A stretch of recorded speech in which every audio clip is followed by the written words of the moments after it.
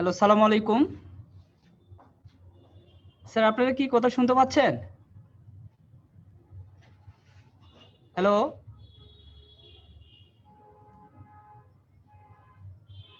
Hello?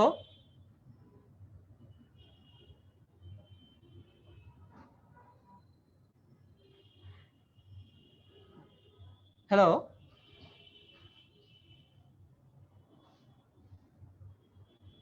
Sir আপনারা কি কথা শুনতে পাচ্ছেন? একটু সাউন্ড মোড করে নিয়ে একটু কথা বলবেন যে সাউন্ড শোনা যাচ্ছে কিনা। এই এটার সাউন্ড একটা বাড়ানো ঠিক আছে নাকি দেখো তো।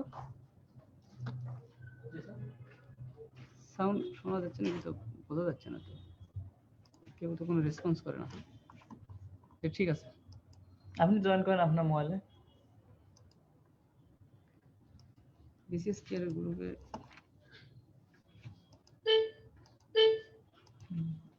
কথা বলেন। হ্যাঁ? আপনি আপনার এখানে জয়েন করেন। বিসিএস কেয়ারে দেখি দেখি অ্যাপ্রুভ করছে কিনা। হ্যাঁ, অ্যাপ্রুভ করছে। এই তো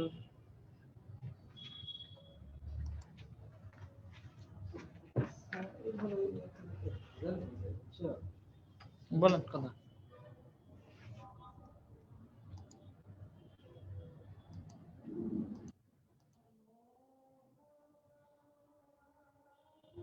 স্যার জয়েন করেন না আপনি? জয়েন করেন।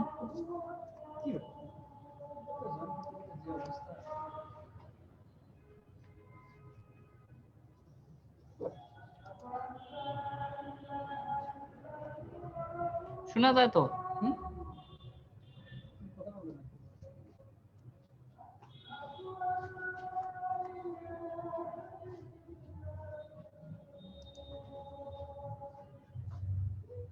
আপনি জয়েন না হলে আমি জয়েন করি নাকি?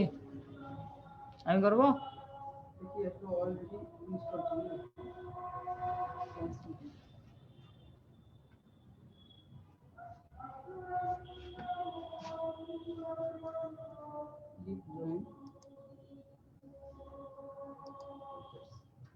জয়েন করছেন?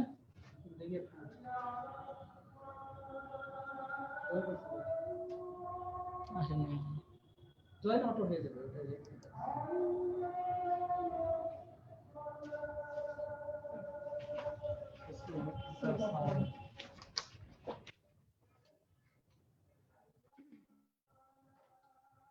মিনিমাইজ করে এটা না তো এটা দিয়ে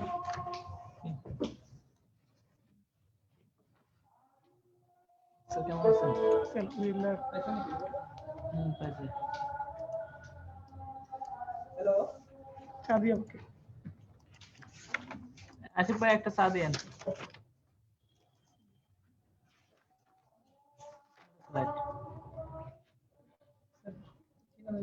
ওই যে ওইটাই যেটা কপি এন্ড রিপ্লেস করছি।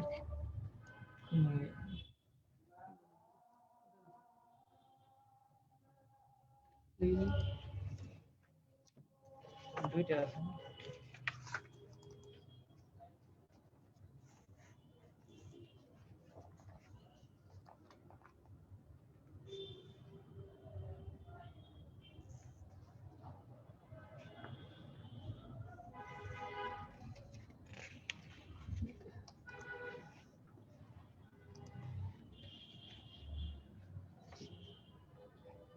ওই মিনিমাইজ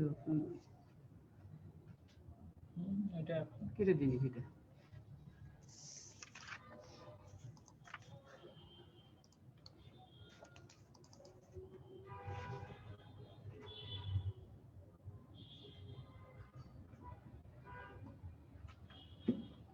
মাইনাস করে দেন।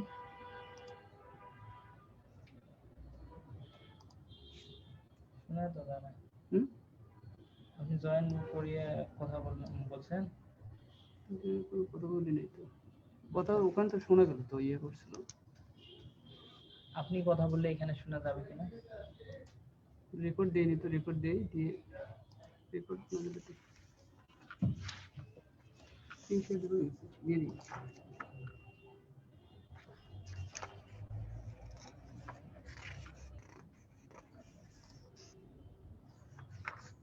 শেষ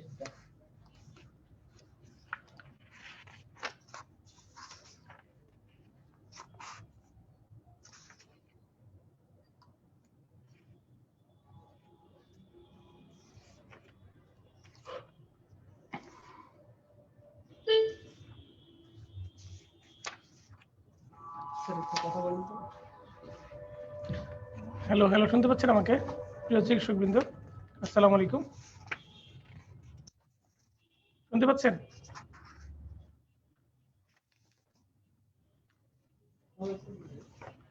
শুনতে পাচ্ছেন? প্রিয় চিকিৎসকবৃন্দ, একটু আমাকে ইনফর্ম করেন আপনাদের কথাগুলো, যদি কেউ শুনে থাকেন বা না শুনে থাকেন। আমরা আপনাকে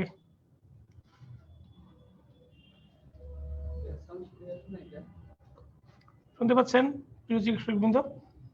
আপনার মোবাইলে আছে না? পাবে না? আপনি কথা বলুন না। হ্যালো, চ্যাট বক্সে ঢুকবো?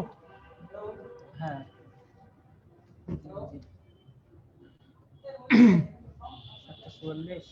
হ্যাঁ, শুনতে পাচ্ছে বলছে। হ্যাঁ, ঠিক। সুমিত কুমার মিস্ত্রি শুনতে পাচ্ছে বলছে। থ্যাংক ইউ সুমিত আপনার রেসপন্সের জন্য। Doctor Sabila Akter, thank you আপনাকে রেসপন্সের জন্য। ডক্টর ফিরোজ, ধন্যবাদ শুনতে পাচ্ছেন বলে। তো আমরা আমাদের আজকের প্রত্যাশিত টপিক, আপনাদের প্রশ্ন, আপনাদের সুচিন্তিত প্রশ্ন, আমাদের গুছানো উত্তর নিয়ে আমরা আজকের টপিকে ফিরে যেতে চাই। আমরা আজকের টপিকে যে চলে আসতে চাই। আমরা আজকের টপিক নিয়ে কথা বলতে চাই। আমরা আবারও আপনাদেরকে মেনশন করব যদি প্রয়োজন হয়। সুমিতকে ধন্যবাদ, আমাদেরকে থ্যাংক ইউ দিয়েছেন এই জন্যে।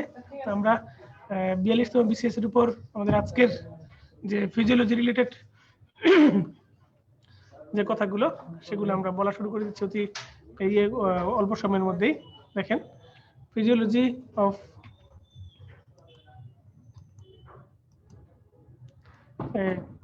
ফিজিওলজি পড়ার জন্য আগে আমরা সিলেবাস এবং কোশ্চেনটা একটু দেখে নেই, কিরকম প্রশ্ন অতীতকালে হয়েছিল।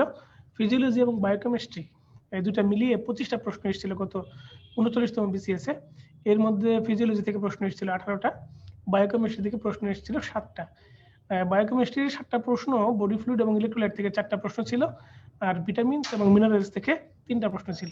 তো আপনি বলেন, বডি ফ্লুইড এবং ইলেকট্রোলাইট রেনাল সিস্টেমের পার্ট, আর ভিটামিনস এন্ড মিনারেলস জিআইটির পার্ট, গ্যাস্ট্রো ইন্টেস্টাইনাল ট্র্যাক্টের পার্ট। আসলে বায়োকেমিস্ট্রি আলাদা করে আর কিছু নাই, আমরা জাস্ট টপিকটাকে মেনশন করে দিয়েছি যে একটু স্পেসিফিকেশন করার জন্য, আপনার পড়ার সুবিধার জন্য, যে আপনি এটা বায়োকেমিস্ট্রি থেকেও পড়তে পারেন, এটা ফিজিওলজিতেও পড়তে পারেন। তবে ফিজিওলজি পড়লেই চলবে, বায়োকেমিস্ট্রি আলাদা করে পড়ার প্রয়োজন নেই। তো আজকে আমরা আপনাকে সিলেবাসটা দেখাবো। আমরা আগের কি কি প্রশ্ন আসছে সেই সিলেবাস থেকে সেটা দেখাবো। আমরা আপনাদের প্রশ্ন কিছু আছে সেই প্রশ্নগুলোর উত্তর দিব, এবং আমরা সবশেষে এই টপিক থেকে শুধুমাত্র পরীক্ষার আগের রাত্রে কিছু হাইলাইটেড টপিক আপনাকে আমরা মেনশন করে দিব, যে টপিকগুলো হাইলাইটেড টপিক, এগুলো ইম্পর্টেন্ট। আমি সাজেশনস বলবো না, অ্যাটলিস্ট ওগুলো যেন আপনি দেখে যান পরীক্ষার আগের রাত্রে, নাইট বিফোর এক্সাম। তো আমরা শুরু করে দিই আমাদের আলোচনার চুম্বক অংশ। দেখেন, ফিজিওলজি অফ বেসিক টিস্যু। গত বছর এখান থেকে কোনো প্রশ্ন আসেনি, তবে আগে রিটেন পরীক্ষা যখন হতো, বিসিএস এর রিটেন, তখন এখান থেকে কোশ্চেন আসতো, রিটেনের প্রশ্ন আসতো। একটা important topic, cell cycle, structure of cell, DNA RNA খুব important, function of mitochondria, ribosome, endoplasmic reticulum, cytoskeleton, DNA RNA আমরা আবার বলছি ফাংশনগুলো।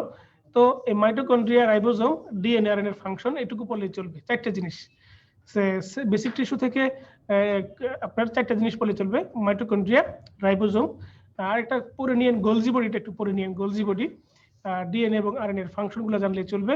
সাইটোস্কেলিটন থেকে জানার মতো যদি আগে জেনে থাকেন ভালো, না জানলে অতিরিক্ত আলাদা করে জানার প্রয়োজন নেই।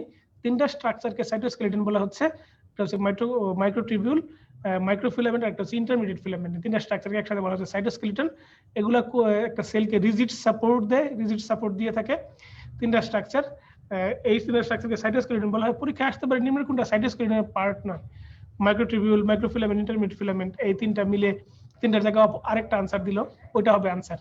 তো সাইটোস্কেলিটন থেকে খুব বেশি কিছু জানার নেই, আপনি mitochondria, ribosome, Golgi body, DNA এবং আরএনএ ফাংশন জানবেন, এতেই চলবে।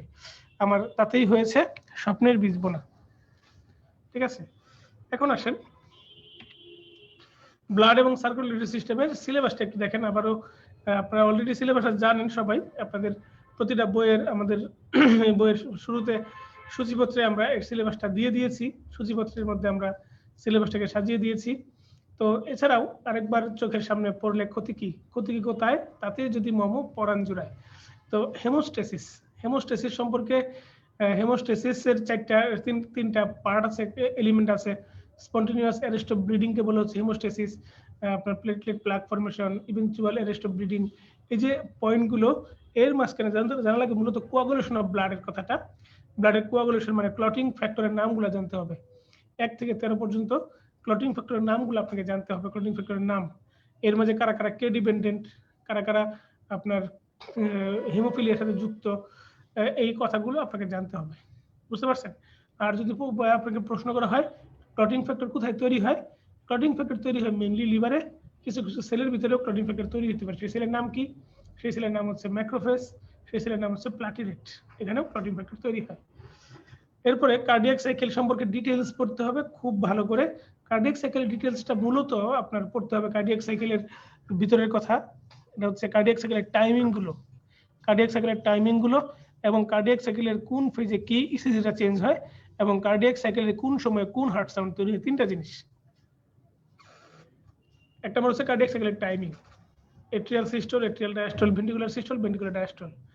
এট্রিয়াল সিস্টোলে সময় নেই কম, 0.1 সেকেন্ড, এট্রিয়াল ডায়াস্টোলে 0.7 second. Atrial diastole, ventricular systole, ventricular diastole, সিস্টোলে 0.3 সেকেন্ড, ডায়াস্টোলে 0.5 সেকেন্ড। এর মাঝখানে আর ক্ষুদ্র ক্ষুদ্র protodiastolic phase, isometric volume contraction phase, এই যে প্রত্যেকটা টাইমিং গুলো ভাগ করে আপনার ওই টাইমিং গুলো জানতে হবে। এর সাথে আপনাকে জানতে হবে first heart sound, second heart sound, third heart sound, fourth heart sound কখন তৈরি হয়। বুঝতে পারছেন?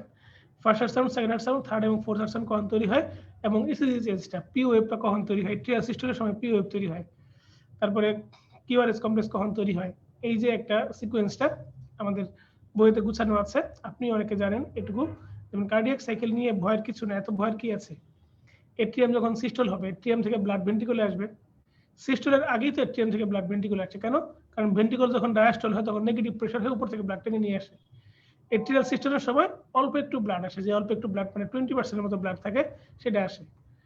আর ভেন্ট্রিকলের সিস্টোলের সময় ব্লাড ভেন্ট্রিকল সিস্টোলের শুরুতে আগে হার্ট তো ক্লোজ ক্যাভিটি হয়ে যাবে। সিস্টোলের শুরুতে হার্টটা ক্লোজ ক্যাভিটি, আগে দরজা জানালাগুলো বন্ধ হবে, তারপর না সিস্টোলটা হবে। একটা হার্ট ক্লোজ ক্যাভিটির মতো কাজ করবে। এটার নাম হচ্ছে আইসোমেট্রিক ভলিউম কন্ট্রাকশন স্টেজ। মানে হার্টে কোনো ব্লাড ঢুকবেও না, হার্ট থেকে কোনো ব্লাড বের হবে না, একটা ব্লাইন্ড ট্র্যাক্টের মতো অল্প সময়ের জন্য। এটা আগে দরজা জানালা বন্ধ করবে, তারপর না কন্ট্রাকশন হয়ে এওরটা আর পালমোনারি ট্রাঙ্ক দিয়ে ব্লাডটা যাবে সিস্টেমে। বুঝতে পারছেন? এই তো সহজ কথাগুলো। এই সময় যখন এইগুলা ভালভগুলা ক্লোজ হবে, ক্লোজ হওয়ার সময় ঠাস করে শব্দ হবে, তার নাম ফার্স্ট হার্ট সাউন্ড, তার নাম second heart sound. First heart sound কখন? যখন মাইটাল ভালভটা ক্লোজ হবে তখন ফার্স্ট হার্ট সাউন্ড, মাইটাল এবং ট্রাইকাসপিড ভালভ। আর যখন এওরটিক আর পালমোনারি ভালভ ক্লোজ হবে তখন সেকেন্ড হার্ট সাউন্ড। আর এওরটিক ভালভটা একটু আগে ক্লোজ হয়, পালমোনারি ভালভটা একটু দূরে পরে ক্লোজ হয়। এই জন্য এর মাঝখানে স্প্লিটিং হয়, শব্দটা একটু মানে ঠাস করে শব্দ হয়, মাঝখানে একটু ভাঙা শব্দ শোনা যায়, এটা হচ্ছে স্প্লিটিং। সহজ তো খুব। আর এওরটিক ভালভটা থাকে হার্টের একদম গোড়ায়, পালমোনারি ভালভটা একটু উঁচুতে থাকে সেকেন্ড ডিরেকশন স্পেসে, এই জন্য স্প্লিটিং হয়। কথাটা বুঝতে পারছেন? চিন্তার কিছু নেই, ভয়ের কিছু নেই। কার্ডিয়াক সাইকেলের মধ্যে আপনাকে খুব মানে প্রশ্ন আসার মতো একটা টপিক কার্ডিয়াক সাইকেল।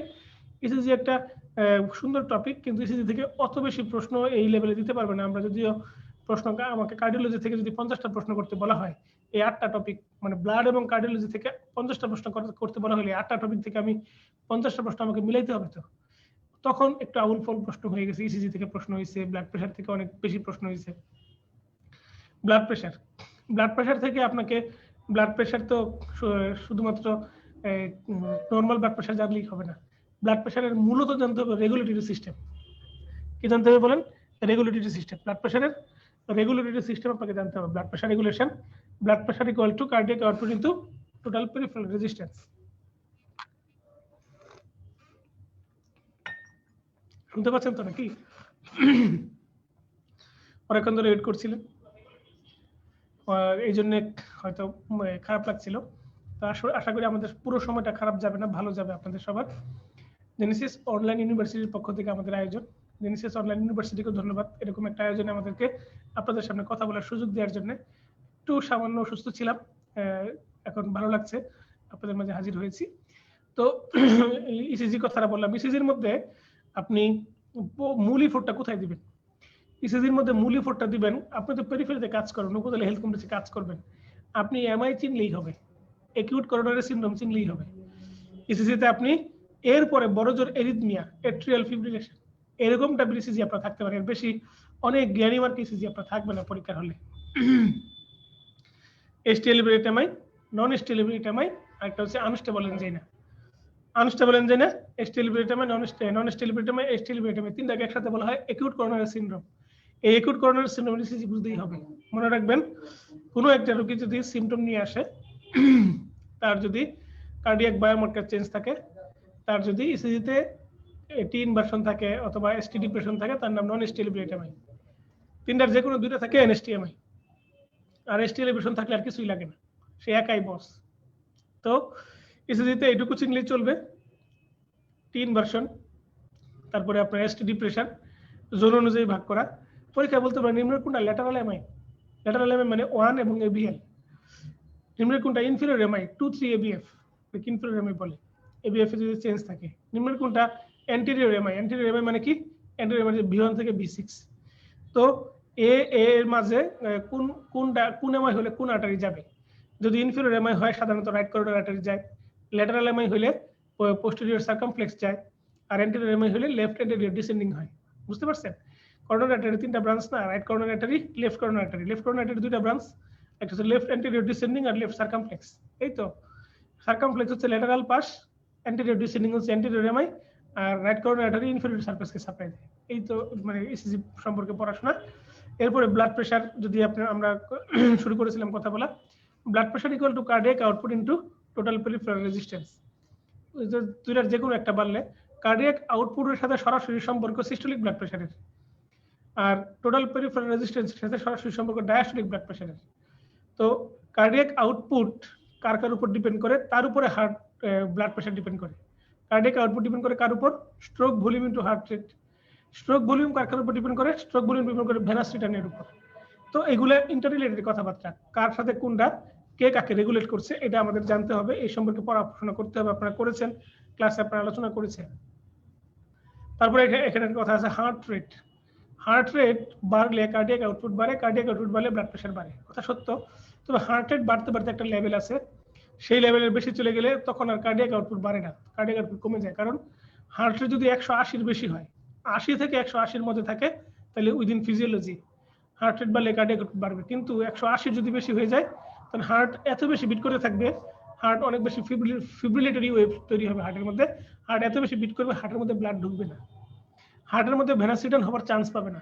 এই জন্য হার্টে ভেনাস রিটার্ন না হলে হার্টে স্ট্রোক ভলিউম বাড়বে না, স্ট্রোক ভলিউম না বলে কার্ডিয়াক আউটপুট বাড়বে না। বুঝতে পারছেন? এই জন্য হার্ট রেট তার পাশে ব্র্যাকেটে উইদিন ফিজিওলজিক্যাল লিমিট কথাটা উল্লেখ আছে। তাহলে ব্লাড প্রেশারের রেগুলেশন করতে হবে, এবং ব্লাড প্রেশারের শর্ট, ইন্টারমিডিয়েট এবং লেট যে রেগুলেটরি সিস্টেম আছে, short term regulatory system, intermediate term regulatory system, আর লেট বা long term regulatory system.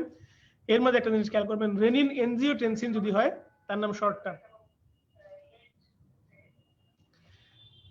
Renin এবং এনজিওটেনসিন হচ্ছে শর্ট টার্ম। আর রেনিন এনজিওটেনসিন অ্যালডোস্টেরন যদি বলে তখন সেটা লং টার্ম হয়ে যাবে, কারণ রেনিন এনজিওটেনসিনকে অ্যালডোস্টেরনকে ডেকে আনতে সময় লাগবে না। বুঝতে পারছেন? তাহলে ব্লাড প্রেশার থেকে আমরা একটু বের হয়ে কার্ডিয়াক আউটপুটে যাই। এই কার্ডিয়াক আউটপুটের কথা এখানে চলে আসছে, মূলত তার লাগবে তার রেগুলেটরি সিস্টেমগুলো কে আছে বা কাকে তাকে রেগুলেট করছে। Physiology of shock, infinity star. Shock থেকে প্রশ্ন আসবেই, আপনি পরীক্ষা প্রশ্ন আনসার করবেন শক থেকে।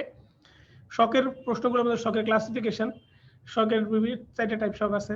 একটা হলো কার্ডিওজেনিক শক, ডিস্ট্রিবিউটিভ শক, তারপরে হচ্ছে আপনার অবস্ট্রাকটিভ শক। অবস্ট্রাকটিভ শক কি জিনিস? এই অবস্ট্রাকটিভ শক আমাকে যদি প্রশ্ন করতে বলা হয়, আমি অবস্ট্রাকটিভ শক থেকে প্রশ্ন করব। বাহির থেকে কোনো একটা অবস্ট্রাকশন, মানে আপনার টেনশন নিউমোথরাক্স, হার্টকে প্রেসার দিয়ে রাখছে, এটা অবস্ট্রাকটিভ শক। তাহলে শকের ক্লাসিফিকেশন এবং শকে আমাদের বডি থেকে কি চেঞ্জ হয়, সেইখান থেকে প্রশ্ন আপনি পরীক্ষা আনসার করবেন, সেখান থেকে পরীক্ষা আপনি প্রশ্ন আনসার করবেনই, মাস্ট। রিজিওনাল সার্কুলেশন, এর মধ্যে ক্যাপিলারির ক্লাসিফিকেশন আপনি পড়ে যাবেন। ফেনিস্টেটেড ক্যাপিলারি, সাইনোসয়েড ক্যাপিলারি কোথায় কোথায় থাকে। ফেনিস্টেটেড এবং সাইনোসয়েড মানে ক্যাপিলারির মধ্যে জানালা থাকে। একটা কথা মনে রাখবেন, যদি পরীক্ষায় প্রশ্ন আসে রেজিস্ট্যান্স মেইনলি কোথায় হয়, আমরা জানি লেন্থ যত বাড়বে রেজিস্ট্যান্স যত বাড়বে, আমরা জানি ডায়ামিটার যত কমবে রেজিস্ট্যান্স যত কমবে। আমাদের বডির মধ্যে সবচেয়ে কম ডায়ামিটারের ব্লাড ভেসেল কোনটা? সবচেয়ে কম ডায়ামিটারের ব্লাড ভেসেল ক্যাপিলারি, কিন্তু তাতে রেজিস্ট্যান্স থাকে না। কারণ কি? কারণ ক্যাপিলারির মধ্যে ছিদ্র থাকে, জানালা থাকে, উইন্ডো থাকে। সেই উইন্ডোর নাম হচ্ছে সাইনোসয়েড, উইন্ডোর নাম হচ্ছে ফেনিস্টেটেড। এই জন্য ক্যাপিলারিতে কোনো রেজিস্ট্যান্স থাকে না, রেজিস্ট্যান্স থাকে আর্টারিওলে। আর্টারিওলের মধ্যে মেইন রেজিস্ট্যান্স থাকে। তাহলে একটা প্রশ্ন আগে আসতো, arteriole is the main seat of peripheral resistance, explain. আপনারা রিটেনে লিখতেন ছোটবেলায়, সে first year, second year, first প্রফে। তো আর্টারিওল হচ্ছে এই রেজিস্ট্যান্সের মেইন সোর্স। রিজিওনাল সার্কুলেশন থেকে আপনাকে পড়তে হবে ক্যাপিলারি এবং তার ক্লাসিফিকেশন। তো আমরা দেখি একটু পরীক্ষা কিভাবে প্রশ্ন আসছিল গত বছর। ফিজিওলজি, ব্লাড এবং সার্কুলেটরি সিস্টেম। ব্লাড থেকে প্রশ্ন আসে সরাসরি 7টা। Blood group, antigen.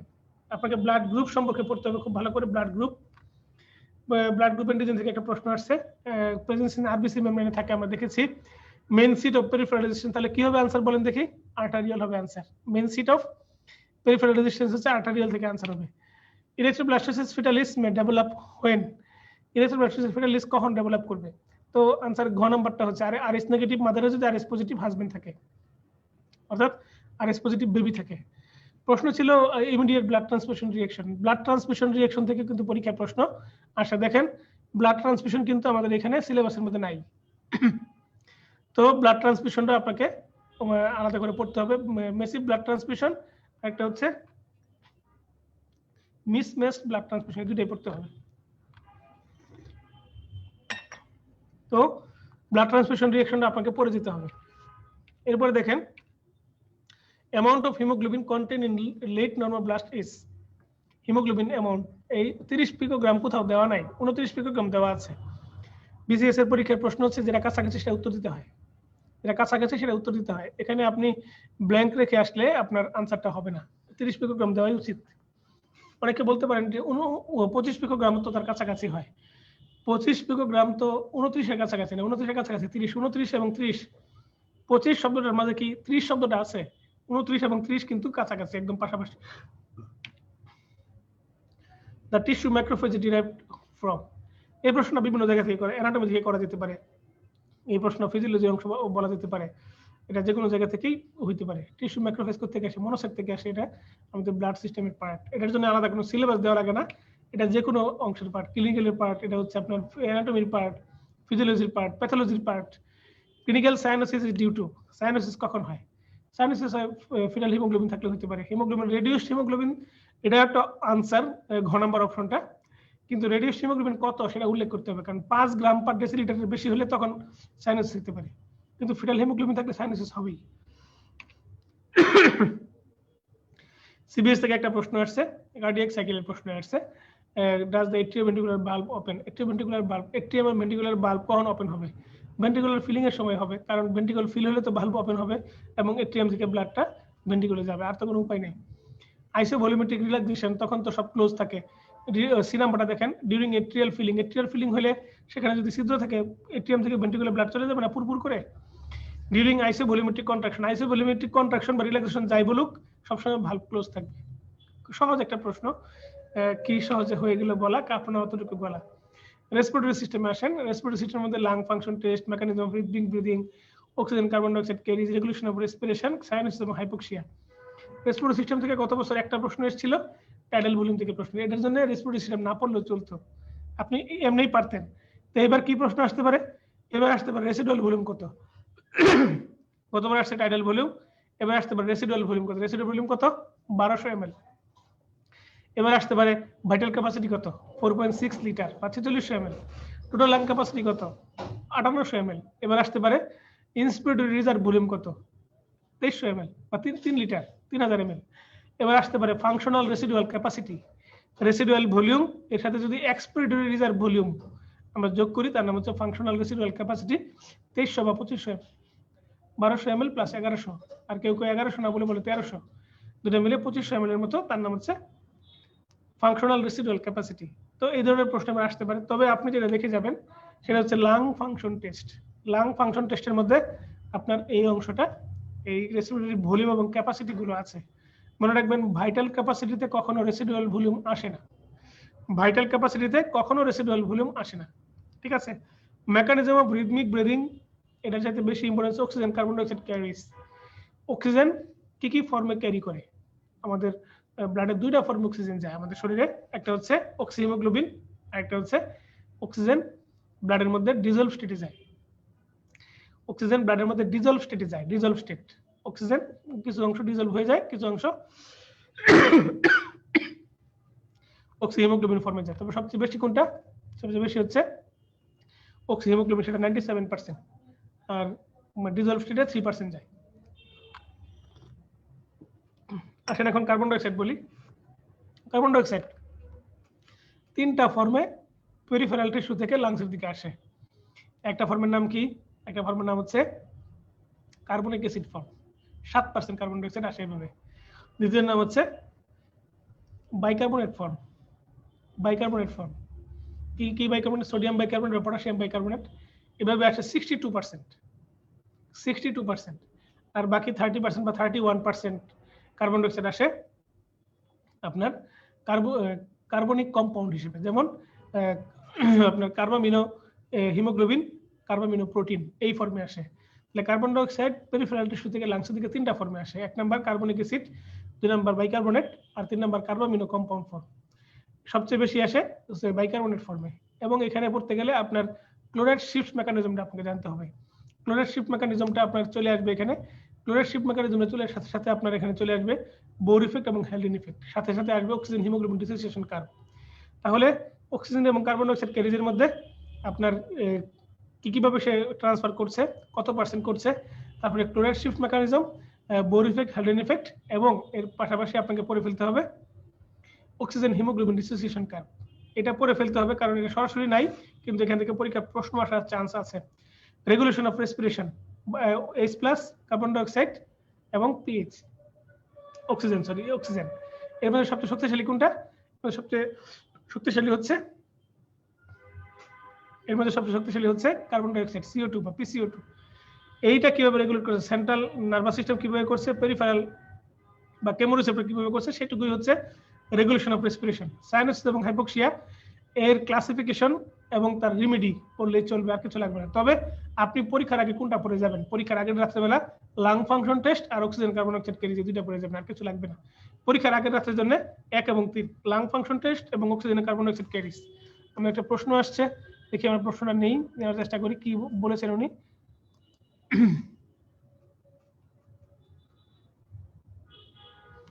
ডক্টর সাবিলা আক্তার প্রশ্ন করেছেন, শুনতে পাচ্ছি না, সবাই কি শুনতে পাচ্ছেন নাকি আমার এখানে প্রবলেম? বুঝতেছি না, একটু রেসপন্স করেন প্লিজ। সুমিত কুমার মিস্ত্রি আছেন আমাদের সাথে সংযোগে, আমাদের সাথে আছে সাবিনা আক্তার,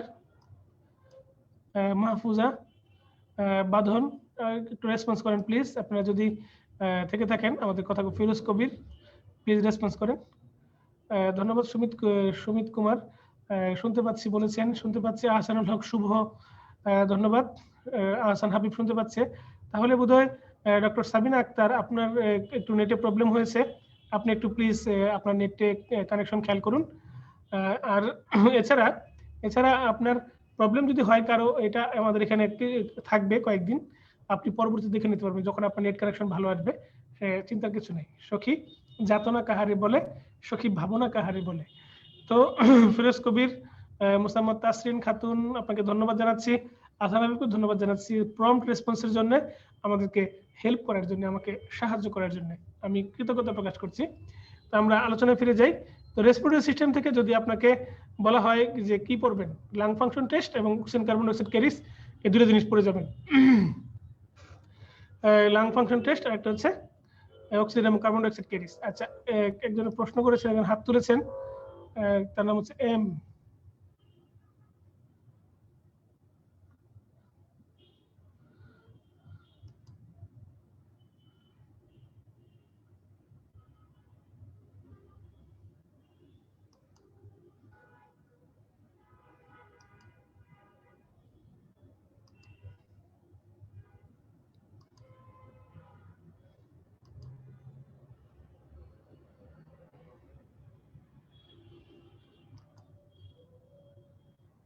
মানে কি মিজানুর?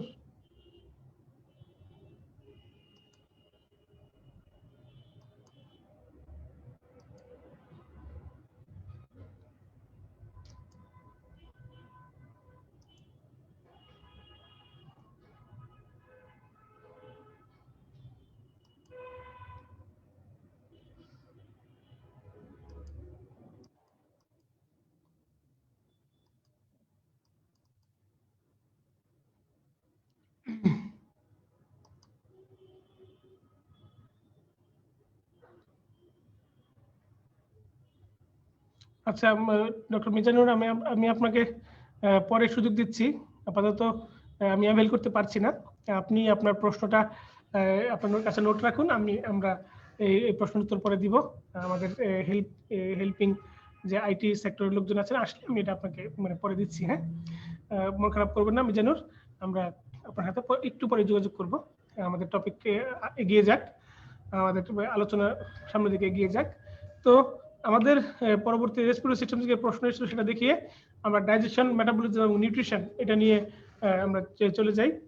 এই ডাইজেশন, মেটাবলিজম, নিউট্রিশন সরাসরি বইতে আলাদা করে টপিক ভাগ করে দেওয়া নাই, এই জন্য আমরা ইম্পর্টেন্ট টপিক হিসেবে কিছু টপিক আপনাকে দিয়েছি, যেখানে physiology of stomach, intestine, liver, gall bladder এর সম্পর্কে জানতে হবে।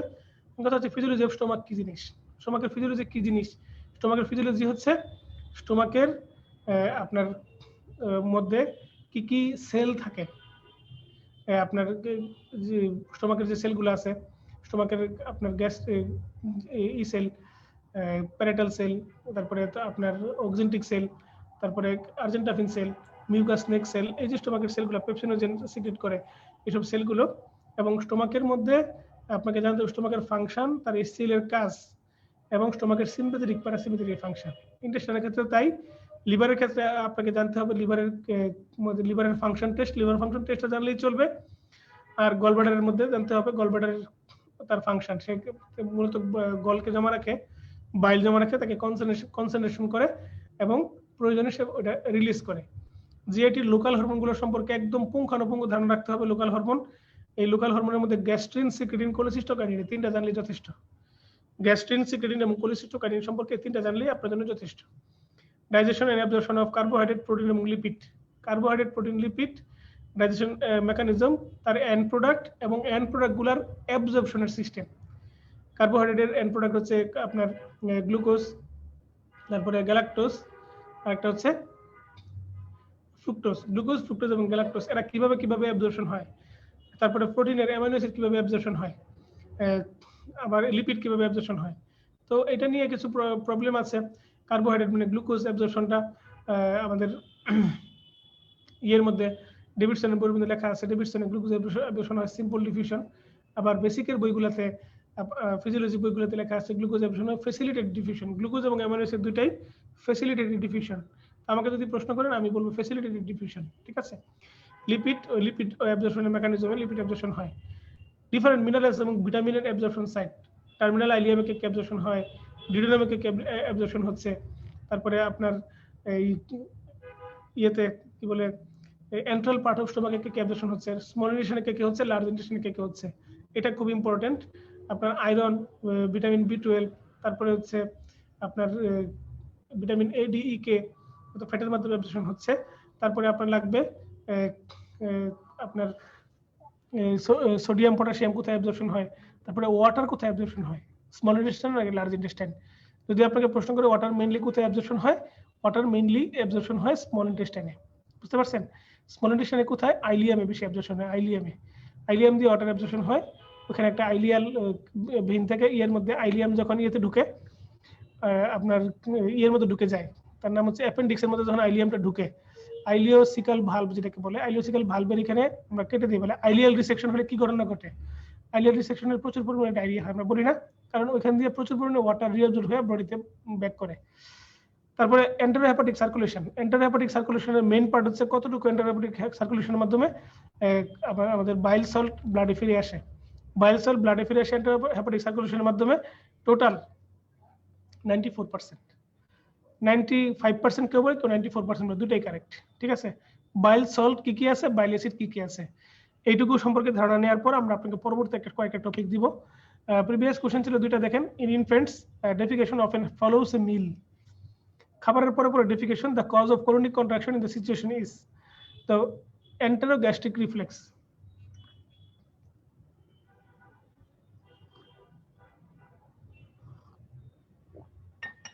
বাচ্চাদের ক্ষেত্রে এটা হচ্ছে এন্টেরোগ্যাস্ট্রিক রিফ্লেক্স, আর অ্যাডাল্টদের ক্ষেত্রে এটা হচ্ছে গ্যাস্ট্রোকোলিক রিফ্লেক্স।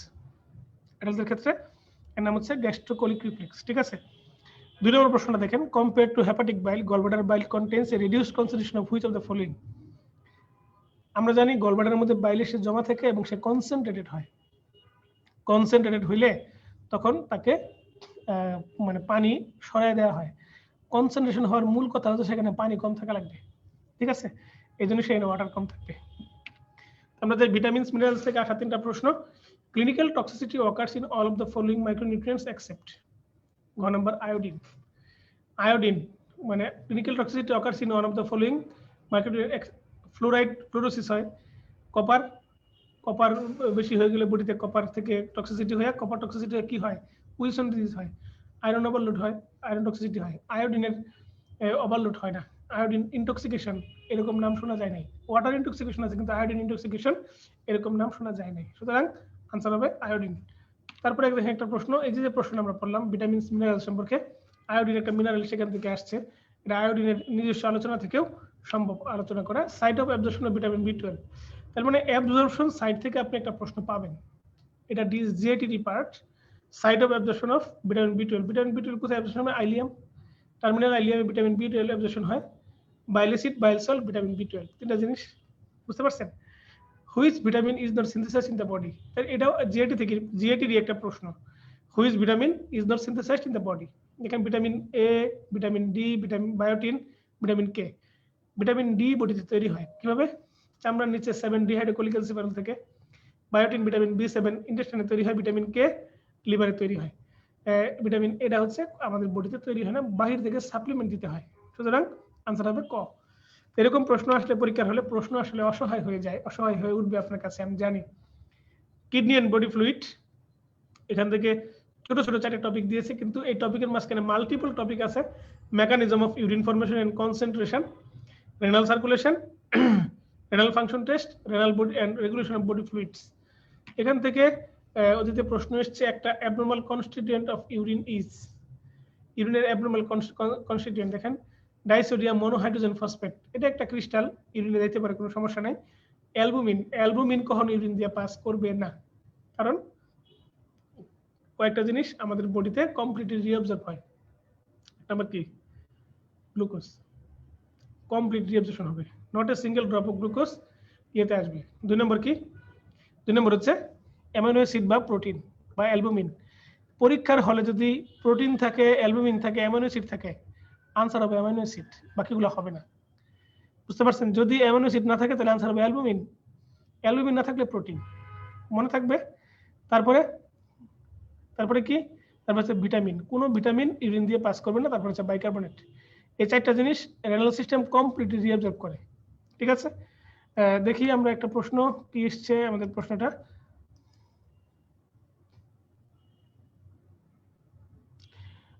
ডক্টর দোলা প্রশ্ন করেছেন, sir vitamin and mineral absorption সাইটগুলো একটু বলে দেন।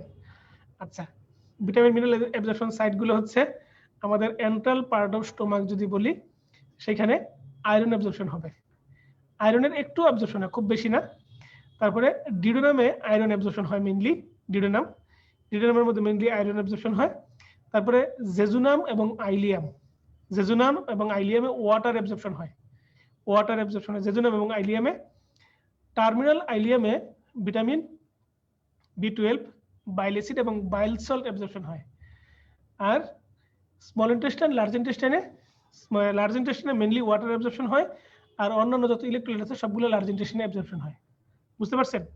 আচ্ছা, এরপরে আসেন ভিটামিন মিনারেল বলছেন, সাথে সাথে আমি খাবারের কথাগুলো বলে দেই। এই আপনার স্মল ইন্টেস্টাইনেই, আপনার স্মল ইন্টেস্টাইনের মধ্যে ডিউডেনাম, জেজুনাম, আইলিয়ামেই মূলত আমাদের কার্বোহাইড্রেট অ্যাবজর্পশন হয়ে যায়, তারপরে অ্যামাইনো অ্যাসিড অ্যাবজর্পশন হয়ে যায়, আর ফ্যাটি অ্যাসিড এটা অ্যাবজর্পশন হয় একদম গিয়ে টার্মিনাল আইলিয়ামে, বুঝতে পারছেন। তাহলে এই মানে ভিটামিন, মিনারেল এবং খাবার দাবার অ্যাবজর্পশন সাইটগুলো হচ্ছে এন্ট্রাল পার্ট অফ স্টোমাক থেকে শুরু হয় আয়রন দিয়ে, ডিউডেনামে আয়রনের main absorption site duodenum, iron mainly absorption হয় ডিউডেনামে। তারপরে জেজুনামে অ্যাবজর্পশন সাইট মূলত ওয়াটার অ্যাবজর্পশন করে জেজুনাম, তবে বেশিরভাগ অংশটা করে টার্মিনাল আইলিয়াম। আর টার্মিনাল আইলিয়ামে ভিটামিন বি12, বাইল অ্যাসিড এবং bile salt.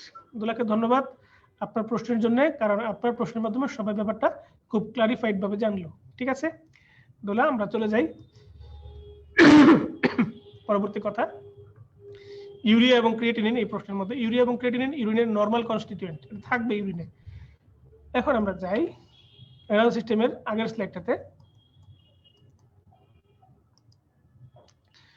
Kidney and body fluid, mechanism of urine formation and concentration, এটা খুব ইম্পর্টেন্ট পরীক্ষার জন্য। মেকানিজম অফ ইউরিন ফর্মেশনের আরেকটা নাম হচ্ছে mechanism of acidification of urine.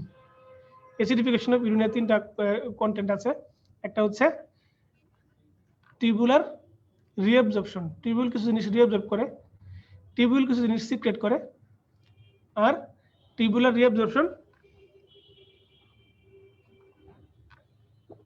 প্রথম কথা হচ্ছে টিউবুলার ফিল্ট্রেশন, টিউবুল কিছু জিনিস ফিল্ট্রেট করে, কিছু জিনিস ফিল্ট্রেট করে ছেড়ে দেয়, ফিল্ট্রেট করার পর কিছু জিনিস টিউবুল রিঅ্যাবজর্ব করে নিয়ে নেয় যেটা আমাদের দরকার দেহের জন্য, এবং টিউবুল দিয়ে যাওয়ার সময় সে অ্যাক্টিভলি কিছু জিনিস সিক্রেট করে।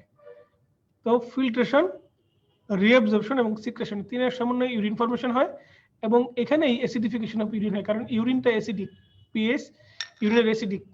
ইউরিনের পিএইচ এর মধ্যে একটা কথা আছে লিমিটিং পিএইচ, অর্থাৎ এর বেশি পিএইচ হবে না। লিমিটিং পিএইচ হচ্ছে এমন একটা পিএইচ যার বেশি পিএইচ ইউরিনের হবে না। রেনাল সার্কুলেশন, রেনাল সার্কুলেশনের মধ্যে রেনাল আর্টারিটা কিডনির মধ্যে ঢুকলো, ঢুকার পর সে 5টা সেগমেন্টাল আর্টারি তৈরি করে, 5টা সেগমেন্টাল, দুটো ডিভিশন হয়, anterior division, posterior division. Anterior ডিভিশনের পোস্টেরিয়র ডিভিশন থেকে 5টা সেগমেন্টাল আর্টারি বের হয়, সেগমেন্টাল আর্টারি থেকে বের হয় লোবার আর্টারি, একটা ইন্টারলোবুলার আর্টারি, ইন্টারলোবুলার আর্টারি, তারপরে আস্তে আস্তে আর্কয়েড আর্টারি। এই যে ভাগগুলো, এই ভাগগুলোর মধ্যে আমাদের কোথায় গিয়ে সে পোর্টাল সিস্টেম তৈরি করে সেটা জানতে হবে। পেরিটিবুলার ক্যাপিলারিতে গিয়ে সে পোর্টাল সিস্টেম তৈরি করে, আবার এগুলো একসাথে হয়ে হয়ে শেষ পর্যন্ত সে রেনাল ভেনের মাধ্যমে ইনফেরিয়র ভেনাকে ওপেন করে। এই হচ্ছে রেনাল সার্কুলেশন। রেনাল সার্কুলেশনের এই টপিকটা সম্পর্কে একটা সুপারফিশিয়াল ধারণা আপনাকে নিতে হবে। রেনাল ফাংশন টেস্ট সম্পর্কে খুব ভালো ধারণা নিতে হবে। Renal function test, renal function test যদি এই কিডনি থেকে দুটো টপিক পড়তে বলা হয়, আপনি ইউরিন ফর্মেশনের মেকানিজম আর রেনাল ফাংশন টেস্ট পড়লেই চলবে, বুঝতে পারছেন? তবে এখানে যে টপিকটার কথা নাই সেটা আপনাকে আমি বলে দিচ্ছি, তার নাম হচ্ছে কিডনির মধ্যে কোন কোন হরমোন কাজ করে, কিডনির উপর কাজ করে কোন কোন হরমোন, এটা আমাদের জানতে হবে। কিডনিতে কাজ করে কোন কোন হরমোন, এটা আমাদের জানতে হবে। কিডনির উপর কাজ করে কোন কোন হরমোন, ঠিক আছে? কিডনির উপর কাজ করে কোন কোন হরমোন আমরা খুব ভালো করে জানি। প্যারাথাইরয়েড হরমোন আছে কিডনিতে কাজ করে, কিডনির উপর কাজ করে আপনার কিডনি থেকে রেনিন কিন্তু হরমোন না, কিডনি থেকে বের হয় ইরিথ্রোপয়েটিন এবং রেনিন। ইরিথ্রোপয়েটিন হচ্ছে হরমোন কিন্তু রেনিন হরমোন না, বুঝতে পারছেন? কিডনিতে কাজ করে 125 ডাইহাইড্রক্সিকোলিক্যালসিফেরল, ও কিডনি থেকে বের হয়, বের হয়ে কিডনি থেকে আপনার এই ক্যালসিয়াম এবং ফসফেট রিঅ্যাবজর্পশনের সময় কাজ করে। আমাদের বডিতে ক্যালসিয়াম এবং ফসফেট রিঅ্যাবজর্পশন করে কাজ করে 125 ডাইহাইড্রক্সিকোলিক্যালসিফেরল। তো কিডনির উপর কাজ করে অ্যালডোস্টেরন, কিডনির উপর কাজ করে আপনার ভ্যাসোপ্রেসিন। তো এই যে হরমোনগুলো কিডনির উপর কাজ করে এটা আমাদের জানা লাগবে। এটা মূলত এন্ডোক্রাইনোলজি থেকেও আপনি পড়েছেন, আবার এইখানে অপশনের মধ্যে না থাকলেও কিডনিতে কাজ করে যে হরমোনগুলো সেই নামগুলো আপনি জেনে নেবেন, জেনে ফেলবেন। তাহলে অ্যালডোস্টেরন, তারপরে হচ্ছে আপনার গ্লুকোকর্টিকয়েড বা অন্যরা কিডনির উপর কাজ করে না, ভ্যাসোপ্রেসিন কাজ করে, তারপরে কাজ করতেছে আপনার 125 ডাইহাইড্রক্সিকোলিক্যালসিফেরল, প্যারাথাইরয়েড হরমোন কাজ করতেছে, তারপরে কাজ করবে কিডনির উপর আপনার ক্যালসিট্রাইল, বুঝতে পারছেন? এই হরমোনগুলোর কাজ কিডনির ডাইভার্সিফাইড কাজ। এখন অ্যাড্রেনালিন এবং নরএড্রেনালিনের কিডনির উপর কাজ কি? অ্যাড্রেনালিন এবং নরএড্রেনালিনের কিডনির উপর কাজ, অ্যাড্রেনালিন রেনাল ভাস্কুলেচারের উপর সে কাজ করে, রেনাল ভাস্কুলেচারের উপর সে সুপ্রারেনাল গ্ল্যান্ড থেকে বের হয়ে রেনাল ভাস্কুলেচারের উপর কাজ করে, এছাড়া ভিতরে মাইনরলি কোথাও সে কাজ করে না, ঠিক আছে? এখন regulation of body fluids, body fluids এর রেগুলেশনের মধ্যে 4টা প্রশ্ন আসছিল অতীতকালে। দেখেন সেরাম সোডিয়াম লেভেল কত, সেরাম সোডিয়াম লেভেল এটা 135 থেকে 145 millimole per litre.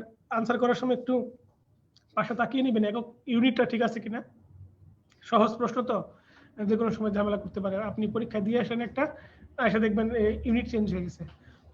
In adult the daily loss of fluid in the faeces, ফিসেসের মাধ্যমে কতটুকু ফ্লুইড? 100 ml। তো অনেক বইতে কিন্তু 200 ml লেখা ছিল, গ্যালং 100 ml লেখা আছে, ডেভিডসনে 100 ml লেখা আছে, তারপরে গাইটনে 100 ml লেখা আছে। তো গাইড বইগুলোতে 200 ml লেখা আছে, 100 থেকে 200 কথা বলা আছে। 200 ml স্বীকৃত বইগুলোতে নাই, তারপরও 200 ml গাইড বইগুলো লেখা থাকে, আমরা কনফিউজড হয়েছি। গ্যালং, ডেভিডসন এবং গাইটন সবগুলোতে 100 ml লেখা আছে, তার আনসার হবে 100 ml। আর এইবার আপনার জন্য ইম্পর্টেন্ট হচ্ছে আমাদের বডি থেকে ইনসেন্সিবল ফ্লুইড লস কতটুকু হয়? 350 থেকে 400 ml per day, 20 ml per hour. 350 থেকে 400 ml per day, 20 ml per hour. Plasma clearance value of glucose. Glucose তো completely reabsorbed from kidney. এবার আসতে পারে plasma clearance value of amino acid. 0 হবে অ্যানসারটা। 0 ml per minute। বুঝতে পারছেন? কোনো urine দিয়ে সে পাস করবে না নরমাল পারসনের ক্ষেত্রে। খুব সহজ একটা প্রশ্ন ছিল, খুব চমৎকার একটা উত্তর ছিল। Which of the following may cause hypercalcemia? নিম্নের কোনটা হাইপারক্যালসিমিয়া করতে পারে? হাইপারক্যালসিমিয়ার কজগুলোর মধ্যে আমরা জানলেই হবে। এর মধ্যে মাল্টিপল মাইলোমা যেখানে থাকবে সেখানে অন্য কোনো দিকে তাকাতে হয় না। ফুসেমাইড ক্যালসিয়াম লেভেল কমায়, কুশিং সিনড্রোমে গ্লুকোকর্টিকয়েড বাড়ে, সে ক্যালসিয়াম লেভেল কমায়। হাইপোপ্যারাথাইরয়েডিজম, প্যারাথাইরয়েড হরমোনে ক্যালসিয়াম লেভেল কমবে। বাকি একটাই মাত্র আছে মাল্টিপল মাইলোমা, বোনস ভেঙে যাবে, ভেঙে চুরে ভেঙে গুঁড়ো গুঁড়ো করে বডিতে ক্যালসিয়াম লেভেল বাড়বে, তার নাম মাল্টিপল মাইলোমা। হাইপারক্যালসিমিয়া একুইট প্যানক্রিয়াটাইটিস করে, হাইপারক্যালসিমিয়াতে কে হয়? বুঝতে পারছেন? হাইপারক্যালসিমিয়াতে কে হয় একটা প্রশ্ন আসে পরীক্ষায়, মাল্টিপল মাইলোমার পেশেন্ট কিভাবে রেনাল প্রেজেন্টেশন করে, এর মধ্যে একটা হচ্ছে হাইপারক্যালসিমিয়া।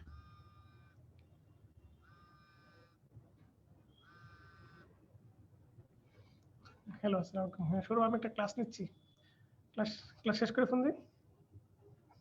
ওকে, আসসালামু আলাইকুম। এখন আসেন এন্ডোক্রাইনোলজি থেকে কি কি পড়া উচিত তার আগে আমরা একটু দেখে আসি। এন্ডোক্রাইনের প্রশ্নটা দেখেন, 3টা প্রশ্ন এসেছিল। এন্ডোক্রাইন ক্লাসটা আমি নিয়েছি আপনাদের, এই জন্য আপনাদের অনেকের এক্সপেকটেশন অনেক বেশি। এন্ডোক্রাইন থেকে দেখি ভাইয়া কি বলে, শেষমেশ আলাদা করে কিছু বলে কিনা। এন্ডোক্রাইনের কিছু আলাদা করে কিছু বলবো তো অবশ্যই। During sleep there is fall in the circulating level of hormone except. স্লিপের মধ্যে নিম্নের কোনটা ফল করে? দেখেন, during sleep there is fall in the circulating level of hormone except, মানে স্লিপের সময় ইনসুলিন কমে যায়, স্লিপে অ্যাড্রেনালিন কমে যায়। এই কারণে আমাদের পেশেন্টের অ্যাড্রেনালিন বাড়লে তো হার্ট রেট বাড়ে, অ্যাড্রেনালিন কমে গেলে হার্ট রেট কমে যায়। স্লিপের সময় কর্টিসল লেভেলটা বডিতে কমে যায়, স্লিপে গ্রোথ হরমোন বাড়ে। এই জন্য আমরা দৈর্ঘ্য এবং প্রস্থে বাড়ি।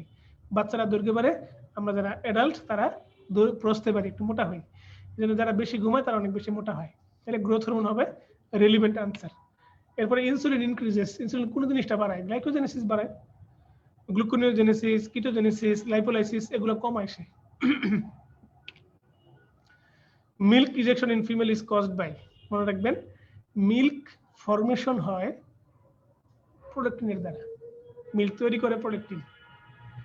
তারপরে ইস্ট্রোজেন প্রজেস্টেরন ব্রেস্ট ডেভেলপমেন্টের সাথে যুক্ত, আর অক্সিটোসিন সেই প্রোডিউসড মিল্ককে বেবির মুখে নিয়ে আসে। বেবি যখন সাক করে, ব্রেস্ট সাক করে, তখন সে অক্সিটোসিন ওই মায়োএপিথেলিয়াল সেলকে কন্ট্রাকশন করে সেটা বেবির মাউথে নিয়ে আসে। এটা সুন্দর একটা প্রশ্ন ছিল অক্সিটোসিন সম্পর্কে।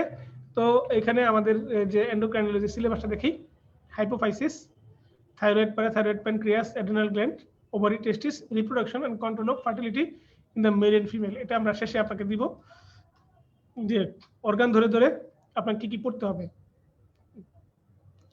থাইরয়েড গ্ল্যান্ডের কতটুকু পড়া উচিত, প্যারাথাইরয়েডের কতটুকু পড়া উচিত, প্যানক্রিয়াস, অ্যাড্রিনাল গ্ল্যান্ড, ওভারিয়ান, টেস্টিসের কতটুকু পড়া উচিত, আমরা আপনাকে গাইড করব। আমরা একটু স্কিপ করে যাই। রিপ্রোডাক্টিভ এন্ডোক্রাইনোলজি, এখান থেকে ওভারিয়ান এবং টেস্টিস থেকে পড়তে বলা হয়েছে। Ovulation occurs, ovulation 14 days before the onset of next menstruation. আমরা 14 ± 2 days বলি before the onset of next menstruation, মানে পরের মাসে যে মেনস্ট্রুয়েশন হবে তার আগের 14তম দিন ±2। ঠিক আছে, ওটাকে বলা হয় ওভুলেশন। আমাদের ডেফিনিশন মুখস্থ করেছে ছোটবেলায়, অ্যানাটমি প্রফেসর যারা আছেন মুখস্থ করাইতেন, সেটার এখানে প্রশ্ন করা হয়েছে। খুব সহজ একটা প্রশ্ন ছিল। Nervous system, general organisation of nervous system, মানে নার্ভাস সিস্টেমের স্ট্রাকচারের কথা বলা হয়েছে। এখানে আপনাকে basal ganglia, internal capsule, thalamus, hypothalamus আর হচ্ছে লিম্বিক সিস্টেম।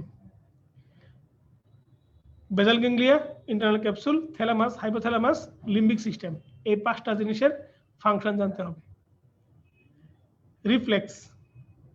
রিফ্লেক্স যতটুকুই পড়েন না কেন আপনাকে কিন্তু পাথওয়েগুলো আছে, যেটা ভিজুয়াল, অডিটরি এবং আপনার অ্যাকোমোডেশন রিফ্লেক্স, এই পাথওয়ে মুখস্থ করা লাগবে। পাথওয়ে থেকে পরীক্ষা প্রশ্ন আসছে।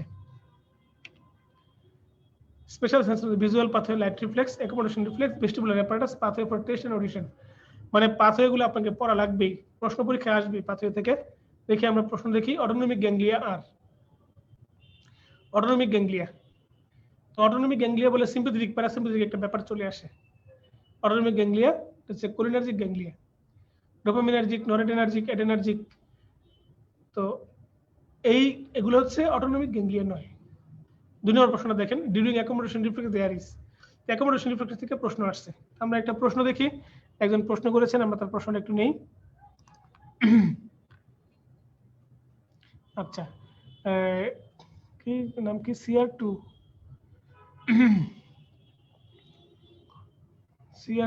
আচ্ছা, আপনাকে ধন্যবাদ আপনার প্রশ্নের জন্য। আপনার নামটা আমরা মেনশন করতে পারছি না যেহেতু আপনার নামটা এখানে দেখা যাচ্ছে না। CR2 এটা তো আসলে নাম না মনে হয়, এটা একটা আপনার সংকেত। বলেছেন স্যার মেটাবলিজম টপিক থেকে কি কি পড়ব? ধন্যবাদ আপনাকে। মেটাবলিজম টপিকটা সরাসরি বইতে নাই। মেটাবলিজম থেকে মূলত ওই কার্বোহাইড্রেট, তারপরে আপনার ওয়াটার, কার্বোহাইড্রেট, প্রোটিন এবং আপনার ইয়ের পর কার্বোহাইড্রেট, প্রোটিন আর লিপিড আর ভিটামিন মিনারেল এগুলার অ্যাবজর্পশন পড়লেই চলবে। বুঝতে পারছেন? এগুলার অ্যাবজর্পশন সাইট এটুকু পড়লেই চলবে। এর ভিতরে আপনার আর কিছু পড়ার প্রয়োজন নেই। গ্লুকোনিওজেনেসিস, গ্লাইকোজেনেসিস, গ্লাইকোলাইসিস এই পাথওয়ে মেকানিজম কিছু পড়ার নাই। মেটাবলিজম সরাসরি আমাদের সিলেবাসের মধ্যে নাই, সরাসরি নাই। তো জিআইটির মধ্যে মেটাবলিজমের যে অংশটুকু আছে আমরা যেটুকু দিয়েছি সাজেশনস সেটুকু আপনারা দেখলেই চলবে। অতিরিক্ত করে আলাদা করে কিছু পড়ার নাই। জিআইটিতে আমরা একটু দেখে দিই।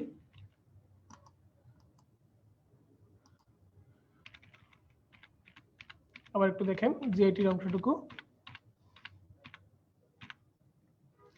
ডাইজেশন, মেটাবলিজম এবং নিউট্রিশন। এখান থেকে এই যে অংশটুকু আছে, এই যে absorption, enterohepatic circulation, bile acid, bile salt, digestion of and absorption of carbohydrate, protein, lipid এটুকু যথেষ্ট, আর অতিরিক্ত কিছু লাগবে না। তবে যেহেতু আপনি টপিকটার অবতারণা করেছেন, আপনি হেক্সোস মনোফসফেট শান্ট বা পেন্টোস ফসফেট পাথওয়েটা পড়তে পারেন। হেক্সোস মনোফসফেট শান্ট বা পেন্টোস ফসফেট পাথওয়ে, বুঝতে পারছেন? আর না হলে এই যে আমাদের এখানে 6টা টপিক দেওয়া আছে, এই 6টা টপিকে আপনার জন্য যথেষ্ট, এর বেশি কিছু পড়ার প্রয়োজন নেই। ঠিক আছে? তো আমরা ডক্টর CR2 কে আমরা ধন্যবাদ জানাই আপনার প্রশ্নের জন্য। আপনার প্রশ্নের মাধ্যমে অনেকের অনেক জানার সুযোগ হলো। CNS এর মধ্যে আমরা আবার একটু ফিরে যাই। তো জেনারেল অর্গানাইজেশন নার্ভাস সিস্টেমের মধ্যে আপনাকে বেজাল গ্যাংলিয়া, ইন্টারনাল ক্যাপসুল, তারপরে থ্যালামাস, হাইপোথ্যালামাস আর লিম্বিক সিস্টেম এটুকুর ফাংশন পড়তে হবে। এরপরে আপনি CSF-টা পড়বেন, CSF এর ফাংশন পড়বেন, তার ফরমেশন পড়বেন, তারপরে নার্ভাস সিস্টেমের পাথওয়েগুলো পড়বেন, ইমোশন, হাইপোথ্যালামাস, সেরিবেলাম এগুলো মানে পড়তে তো হবেই, আপনি রিডিং দিয়ে যাবেন। তবে নার্ভাস সিস্টেম সম্পর্কে আপনি 3 জায়গায় ভালো একটা স্টপেজ দিবেন। 1 নাম্বার হচ্ছে জেনারেল অর্গানাইজেশন নার্ভাস সিস্টেমের মধ্যে basal ganglia, internal capsule, thalamus, hypothalamus আর লিম্বিক সিস্টেমের কাজগুলো পড়বেন। CSF সার্কুলেশনটা পড়বেন, ফরমেশন এবং তার ফাংশন, আর পাশাপাশি নার্ভাস সিস্টেমের পাথওয়েগুলা, light pathway, accommodation reflex, auditory pathway, taste pathway এটা পড়তে হবে ভালো করে। এখান থেকে পরীক্ষা প্রশ্ন এসেছে দিতে। আর যে কথাটা আমাদের সবচেয়ে বেশি ইম্পর্টেন্ট আপনাকে জানানো, সিম্প্যাথেটিক, প্যারাসিম্প্যাথেটিক এর ফাংশন পড়লেও আপনাকে নার্ভের বিভিন্ন ট্র্যাক্টগুলো, tract of Goll, tract of Burdach, pyramidal tract, extrapyramidal tract এগুলো পড়ার প্রয়োজন নেই। এগুলো থেকে অতীতে প্রশ্ন আসেনি, ভবিষ্যতে ইনশাআল্লাহ প্রশ্ন আসবে না বলে আমাদের বিশ্বাস। ঠিক আছে? দেখেন CNS থেকে 2টা প্রশ্ন আসছে। অটোনমিক গ্যাংলিয়া, সিম্প্যাথেটিক এবং প্যারাসিম্প্যাথেটিক সেই গ্যাংলিয়া। অটোনমিক গ্যাংলিয়া হচ্ছে cholinergic ganglia, autonomic ganglia, cholinergic ganglia. এখন অ্যাডেনার্জিক গ্যাংলিয়া কেন হবে না? অটোনমিক গ্যাংলিয়ার মধ্যে আসলে প্যারাসিম্প্যাথেটিক গ্যাংলিয়া বোঝানো হয়েছে। প্যারাসিম্প্যাথেটিক গ্যাংলিয়া মানে কোলিনার্জিক গ্যাংলিয়া, মানে ভেগাসের যে গ্যাংলিয়া তার নাম হচ্ছে কোলিনার্জিক গ্যাংলিয়া। 2 নম্বর প্রশ্ন দেখেন, during accommodation reaction there is increase in transverse diameter, না ইনক্রিজ, যে ক নম্বর অপশনটা ভার্টিক্যাল ডায়ামিটার ইনক্রিজ করে। গ নম্বর অপশন দেখেন constriction of pupil by sympathetic nerve, sympathetic nerve pupil dilate করে। তো ঘ নম্বর অপশন দেখেন contraction of suspensory ligament, suspensory ligament relax করে। তাহলে আনসার শুধু একটা আছে, খ, কন্ট্রাকশন অফ সিলিয়ারি মাসল। ঠিক আছে? প্রশ্নটা খুব সহজ ছিল, উত্তরটাও সহজ ছিল, আপনারা পেরেছেন।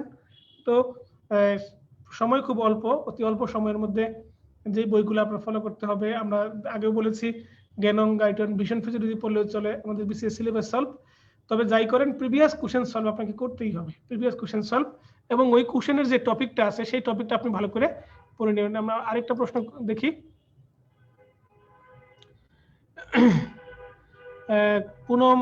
ডক্টর পুনম প্রশ্ন করেছেন অ্যাডেনার্জিক গ্যাংলিয়া কেন আনসার হবে না?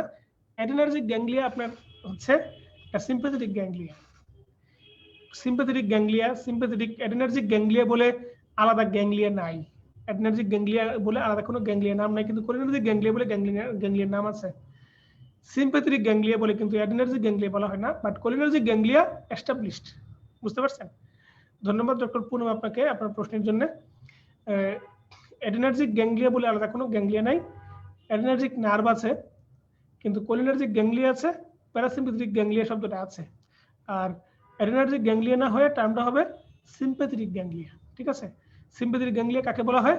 থোরাকো লাম্বার আউটফ্লোকে বলা হয় sympathetic ganglia. Thoracolumbar, thoracic region এবং লাম্বার 1 2 একে বলা হয় সিম্প্যাথেটিক গ্যাংলিয়া, একে অ্যাডেনার্জিক গ্যাংলিয়া বলা হয় না। ঠিক আছে? অ্যাডেনার্জিক নার্ভ টার্মিনাল আছে, অ্যাডেনার্জিক নার্ভাস সিস্টেম আছে, কিন্তু অ্যাডেনার্জিক গ্যাংলিয়া আলাদা করে কিছু নাই। ধন্যবাদ ডক্টর পুনম আপনাকে আপনার প্রশ্নের জন্য। অন্যান্য চিকিৎসকরা নিশ্চয়ই এই প্রশ্নের উত্তরে আপনি উপকৃত হবেন এবং এই প্রশ্নের উত্তর দ্বারা সবার কাছে সবাই নিজেকে এনরিচ করতে পারবেন।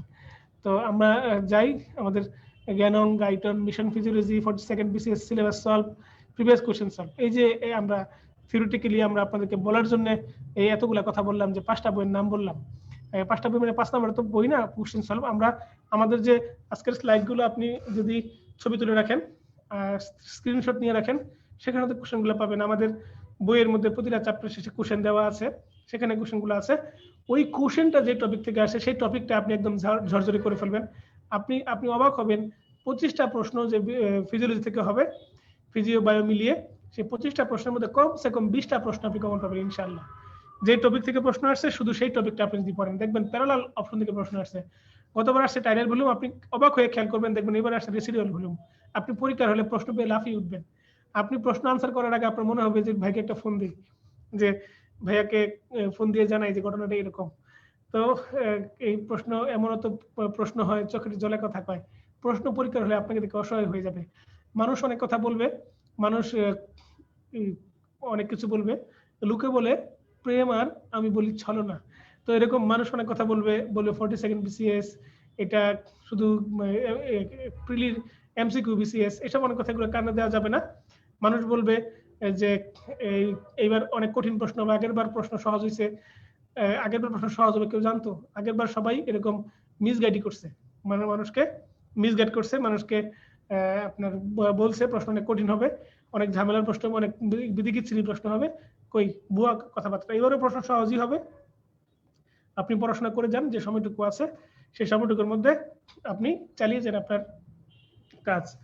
এখন আমাকে আমাদের প্রিয় চিকিৎসকগণ গুগল ডকের মাধ্যমে কিছু প্রশ্ন করেছেন, আমি প্রশ্নগুলো নিয়ে এসেছি।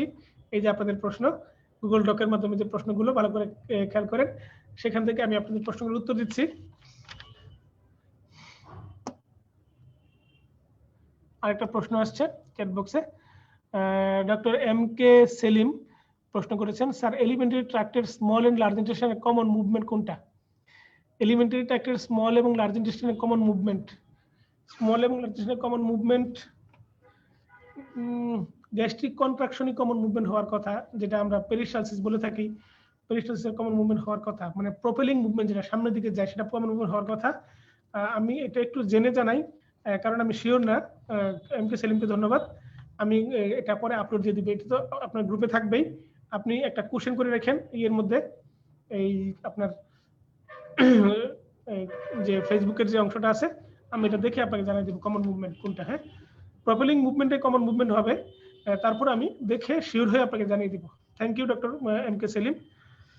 তো আমাদের এখানে একজন প্রশ্ন করেছেন সিম্প্যাথেটিক এবং প্যারাসিম্প্যাথেটিক সম্পর্কে, একজন প্রশ্ন করেছিলেন, চিকিৎসকের নাম আমি মেনশন করতে পারছি না, নামটা আসেনি। সিম্প্যাথেটিক নার্ভ যেটা, এটাকে আমরা বলি thoracolumbar outflow. Thoracolumbar outflow sympathetic, thoracolumbar outflow. Thoracic রিজনে কিছু গ্যাংলিয়া থাকে, লাম্বার রিজনে 1 2 তে কিছু গ্যাংলিয়া থাকে, এরা সিম্প্যাথেটিক নার্ভ প্লেক্সাস তৈরি করে। এই সিম্প্যাথেটিক নার্ভ আমাদের বডিতে সব জায়গায় সে কন্ট্রাকশন করবে, শুধু কয়েকটা জায়গায় সে ডাইলেট করবে। একটা হচ্ছে পিউপিল, চোখের মধ্যে sympathetic nervous activity, pupil dilate করে। সিম্প্যাথেটিক নার্ভাস সিস্টেম পিউপিলকে ডাইলেট করে, কারণ হচ্ছে সে ডাইলেটর পিউপিলকে কন্ট্রাকশন করে। ডাইলেটর পিউপিল নামের যে মাসলটা আছে তাকে সে কন্ট্রাকশন করে বলে সে ডাইলেট হয়। বুঝতে পারছেন? তারপরে কি হবে, স্কেলিটাল মাসলের ব্লাড ভেসেল যেটা আছে, সে ব্লাড ভেসেলকে ডাইলেট করে। নরমালি অন্যান্য ব্লাড ভেসেল সে কন্ট্রাকশন করে। আরেকটা হচ্ছে আমাদের হার্টের ভিতরে যে করোনারি সার্কুলেশন আছে, সে করোনারি সার্কুলেশনকে সে ডাইলেট করে। মনে রাখবেন হার্টের করোনারি সার্কুলেশনকে সিম্পাথেটিক ডাইলেট করে, প্যারাসিম্পাথেটিক ডাইলেট করে। সুতরাং সিম্পাথেটিক নার্ভাস সিস্টেমের 3টা জায়গায় সে ডাইলেট করে, বাকি সব জায়গায় কন্ট্রাকশন করে। একটা হচ্ছে পিপল ডাইলেট, স্কেলেটাল মাসলের ব্লাড ভেসেলকে ডাইলেট, আর একটা হচ্ছে হার্টের করোনারি সার্কুলেশনকে ডাইলেট করে। এগুলো হচ্ছে প্রোটেক্টিভ ফিনোমেনা, এই হিসাবে এই কাজটা সে করে থাকে। প্যারাসিম্পাথেটিক কি করে, সব জায়গায় রিল্যাক্স করে, 3টা জায়গায় সে কন্ট্রাকশন করে। একটা হচ্ছে পিপলকে কনস্ট্রিকশন করে প্যারাসিম্পাথেটিক। একটা প্রশ্ন আসে পিপলকে কনস্ট্রিকশন কে কি করতে পারে? পিপলকে কনস্ট্রিকশন করে অর্গানোফসফরাস কম্পাউন্ড, ওপিওয়েট, তারপরে ক্লোনিডিন, ওপিসি। ও মানে অর্গানোফসফরাস কম্পাউন্ড, পি মানে ওপিওয়েট, আর সি মানে ক্লোনিডিন। প্যারাসিম্পাথেটিক স্টিমুলেশন আর স্পন্টাইন হিমোরেজ, এই 5টা জিনিস পিপলকে কনস্ট্রিকশন করে। এর মধ্যে প্যারাসিম্পাথেটিক একটা। তারপরে চলে আসেন প্যারাসিম্পাথেটিক কাজগুলো, স্কেলেটাল মাসলের ব্লাড ভেসেলে সে কন্ট্রাকশন করে, সে করোনারি সার্কুলেশনকে সে ডাইলেট করে। করোনারি সার্কুলেশনকে সবাই ডাইলেট করে, সিম্পাথেটিক প্যারাসিম্পাথেটিক যাই বলেন। এছাড়া ব্লাড ভেসেলের উপর প্যারাসিম্পাথেটিক কোনো ফাংশন নাই। সিম্পাথেটিক যখন উইথড্র হয় তখন প্যারাসিম্পাথেটিক লাইক অ্যাক্টিভিটি সেখানে হয়। কন্ট্রাকশন না হলেও কন্ট্রাকশনের মতো ফিচার হয়, তাকে বলে প্যারাসিম্পাথেটিক ফিচার। এছাড়া সব জায়গায় প্যারাসিম্পাথেটিক কন্ট্রাকশন করবে, বুঝতে পারছেন? সিম্পাথেটিক এবং প্যারাসিম্পাথেটিককে বলা হয় ক্রেনিওস্যাক্রাল আউটফ্লো। প্যারাসিম্পাথেটিক কি বলা হয়? ক্রেনিওস্যাক্রাল আউটফ্লো। ক্রেনিও মানে কোনটা? নার্ভ নাম্বার 3, নার্ভ নাম্বার 7, 9 এবং 10, এই 4টা নার্ভ ক্রেনিওস্যাক্রাল আউটফ্লো। ক্রেনিও 4টা, স্যাক্রাল মানে স্যাক্রাল 2, 3, 4। এই যে স্যাক্রাল 2, 3, 4 আর ক্রেনিয়াল 4টায় 7টা নার্ভ যে গ্যাংলিয়া তৈরি করে তাকে বলছে প্যারাসিম্পাথেটিক গ্যাংলিয়া, এবং এরাই সারা বডিতে অনেক কিছু করে ফেলে। ভ্যাগাস নার্ভ তো সবকিছু করে, গলার এই ভোকাল কর্ড থেকে শুরু করে জিআই ট্র্যাক্টের একদম নিচ পর্যন্ত ভ্যাগাস নার্ভ। যেখানে যাবেন প্যারাসিম্পাথেটিক ভ্যাগাস, যেখানে যাবেন parasympathetic vagus vagus vagus vagus. এই প্রশ্নের জন্য আপনাকে ধন্যবাদ। একজন প্রশ্ন করেছেন এক্সট্রা পিরামিডাল এবং pyramidal tract. Extra pyramidal tract, তারপরে lateral spinothalamic tract, tract of Goll, tract of বার্ডাক,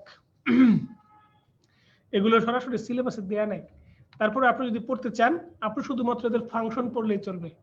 extra pyramidal tract সেই পিরামিডের মতো উপর থেকে আসছে, এসে আপনার ব্রেন স্টেম দিয়ে বের হয়ে সারা দেহের মধ্যে চলে গেছে, তার নাম পিরামিডাল ট্রাক্ট। তার পাশে যে ল্যাটারাল ট্রাক্ট আছে তার নাম হচ্ছে এক্সট্রা পিরামিডাল ট্রাক্ট। এর অর্গানাইজেশন পড়ার প্রয়োজন নেই, আপনি শুধু তার ফাংশনটা পড়বেন, বুঝতে পারছেন? Pyramidal, extra pyramidal tract, spinothalamic tract, tract of Goll, tract of বার্ডাকের ফাংশনটা পড়বেন, তবে লোড বেড়ে যাবে, এটুকু পড়ার প্রয়োজন নেই, ঠিক আছে? এটুকু সিলেবাসের মধ্যে নাই। ফিজিওলজি 1 ক্লাস নিয়ে বলেছেন, ফিজিওলজি 1 ক্লাসটা তো টপিকটা একটু কম ইন্টারেস্টিং টপিক। এই কম ইন্টারেস্টিং টপিকটাকে আপনি শুধুমাত্র 5টা জিনিস পড়বেন, আর কিছু পড়ার প্রয়োজন নেই। একটা তো আমরা বলি মাঝে মাঝে পরীক্ষার প্রশ্ন দিয়েছে, অলরেডি আপনাদের মুখস্থ হয়ে গেছে। একটা হচ্ছে মেমব্রেনাস অর্গানেলি, নন মেমব্রেনাস অর্গানেলি। এটা আমি বলবো না আজকে, আমি বলবো 3টা মানে অর্গানেলির ফাংশন। একটা হচ্ছে মাইটোকন্ড্রিয়া, একটা হচ্ছে গোলজি বডি, একটা হচ্ছে রাইবোজোম। এই 3টা অর্গানেলির ফাংশন পড়বেন, আর ডিএনএ আরএনএর ফাংশন পড়বেন, আর কিছু পড়ার প্রয়োজন নেই। এখান থেকে আপনার টপিক 1 নিয়ে আর বেশি পরিশ্রম করা ঠিক হবে না, কারণ টপিক 1 এর যে কন্টেন্ট, এই কন্টেন্ট থেকে অতীতকালে প্রশ্ন আসেনি, ভবিষ্যতে প্রশ্ন আসার চান্স কম। মাইটোকন্ড্রিয়া থেকে পরীক্ষা প্রশ্ন আসতে পারে যে মাইটোকন্ড্রিয়া কোন কোন কোষে বেশি পরিমাণে থাকে। স্পার্মে থাকে বেশি পরিমাণে মাইটোকন্ড্রিয়া, থাকে আপনার নার্ভাস সিস্টেমে বেশি পরিমাণে, নিউরনে বেশি পরিমাণে থাকে। সো এটা নিয়ে মানে অনেক আর বেশি যত্নশীল হওয়ার প্রয়োজন নেই, আপনি মাইটোকন্ড্রিয়ার কাজ করে ফেলবেন। মনে রাখবেন মাইটোকন্ড্রিয়ার কাজ মানে শ্বশুরের স্নেহে প্রবীণ ডাক্তার। শ্বশুর মানে শ্বসন, মানে আপনার এনার্জি ইল্ডিং প্রসেস। সু মানে শুক্রাণু ডিম্বাণু, মানে স্পার্ম এন্ড ওভাম তৈরি। স্নেহে মানে স্নেহ বিপাক, মানে লিপিড মেটাবলিজম। প্রবীণ মানে প্রোটিন সিনথেসিস, ডাক্তার মানে ডিএনএ আরএনএ সিনথেসিস। এই তো তার নিমোনিক। রাইবোজোম মানে প্রোটিন ফ্যাক্টরি, রাইবোজোম প্রোটিন তৈরি করে। আর গোলজি অ্যাপারাটাস তো আপনার লিপিড তৈরি করে, স্টেরয়েড তৈরি করে। গোলজি অ্যাপারাটাস থেকে আপনার অনেক এই আপনার এই স্পার্মের অ্যাক্রোজোম তৈরি হয়। অনেকে গতদিন বলেছেন স্পার্মের অ্যাক্রোজোম গোলজি অ্যাপারাটাস থেকে তৈরি হয়। তারপরে অ্যাক্রোজোম গোলজি অ্যাপারাটাস ছাড়া আরো কেউ তৈরি করতে পারে, শুধু স্পার্মের অ্যাক্রোজোম না, তো মানে গোলজি অ্যাপারাটাস না। তারপরে আমরা আসি পরের প্রশ্ন, কার্ডিয়াক সাইকেল। কার্ডিয়াক সাইকেল থেকে আমরা কিছু আলোচনা করে ফেলেছি আগে, এই জন্য কার্ডিয়াক সাইকেল থেকে কিছু বলবো না, শুধু কার্ডিয়াক সাইকেল থেকে আবারও একটু মনে করিয়ে দিই কার্ডিয়াক সাইকেলের টাইমিং গুলো, কার্ডিয়াক সাইকেলে টাইমিং এর মাইনিউট ভাগগুলো। প্রোটোডায়াস্টলিক ফেজে কি হয়, র্যাপিড ফিলিং ফেজে কতটুকু টাইম লাগে, এই যে মাইনিউট ভাগগুলো 0.04 সেকেন্ড, 0.005 সেকেন্ড, এই যে টাইমগুলো আপনাদের ইম্পর্টেন্ট, এবং কোন টাইমে হার্টের সাউন্ডগুলো প্রডিউস হয় এবং ওই সময়ে ইসিজি চেঞ্জটা কি হয়, এটাই হচ্ছে কার্ডিয়াক সাইকিয়াট্রিকের পরের টপিক। এরপরে রেসপিরেটরি ফেলিওর থেকে একজন প্রশ্ন করেছেন, রেসপিরেটরি ফেলিওর আমরা একটা প্রশ্ন নিব এখন। একজন প্রশ্ন করেছেন, দেখি কি আমরা কি সুন্দর কি চমক অপেক্ষা করছে আমাদের জন্য।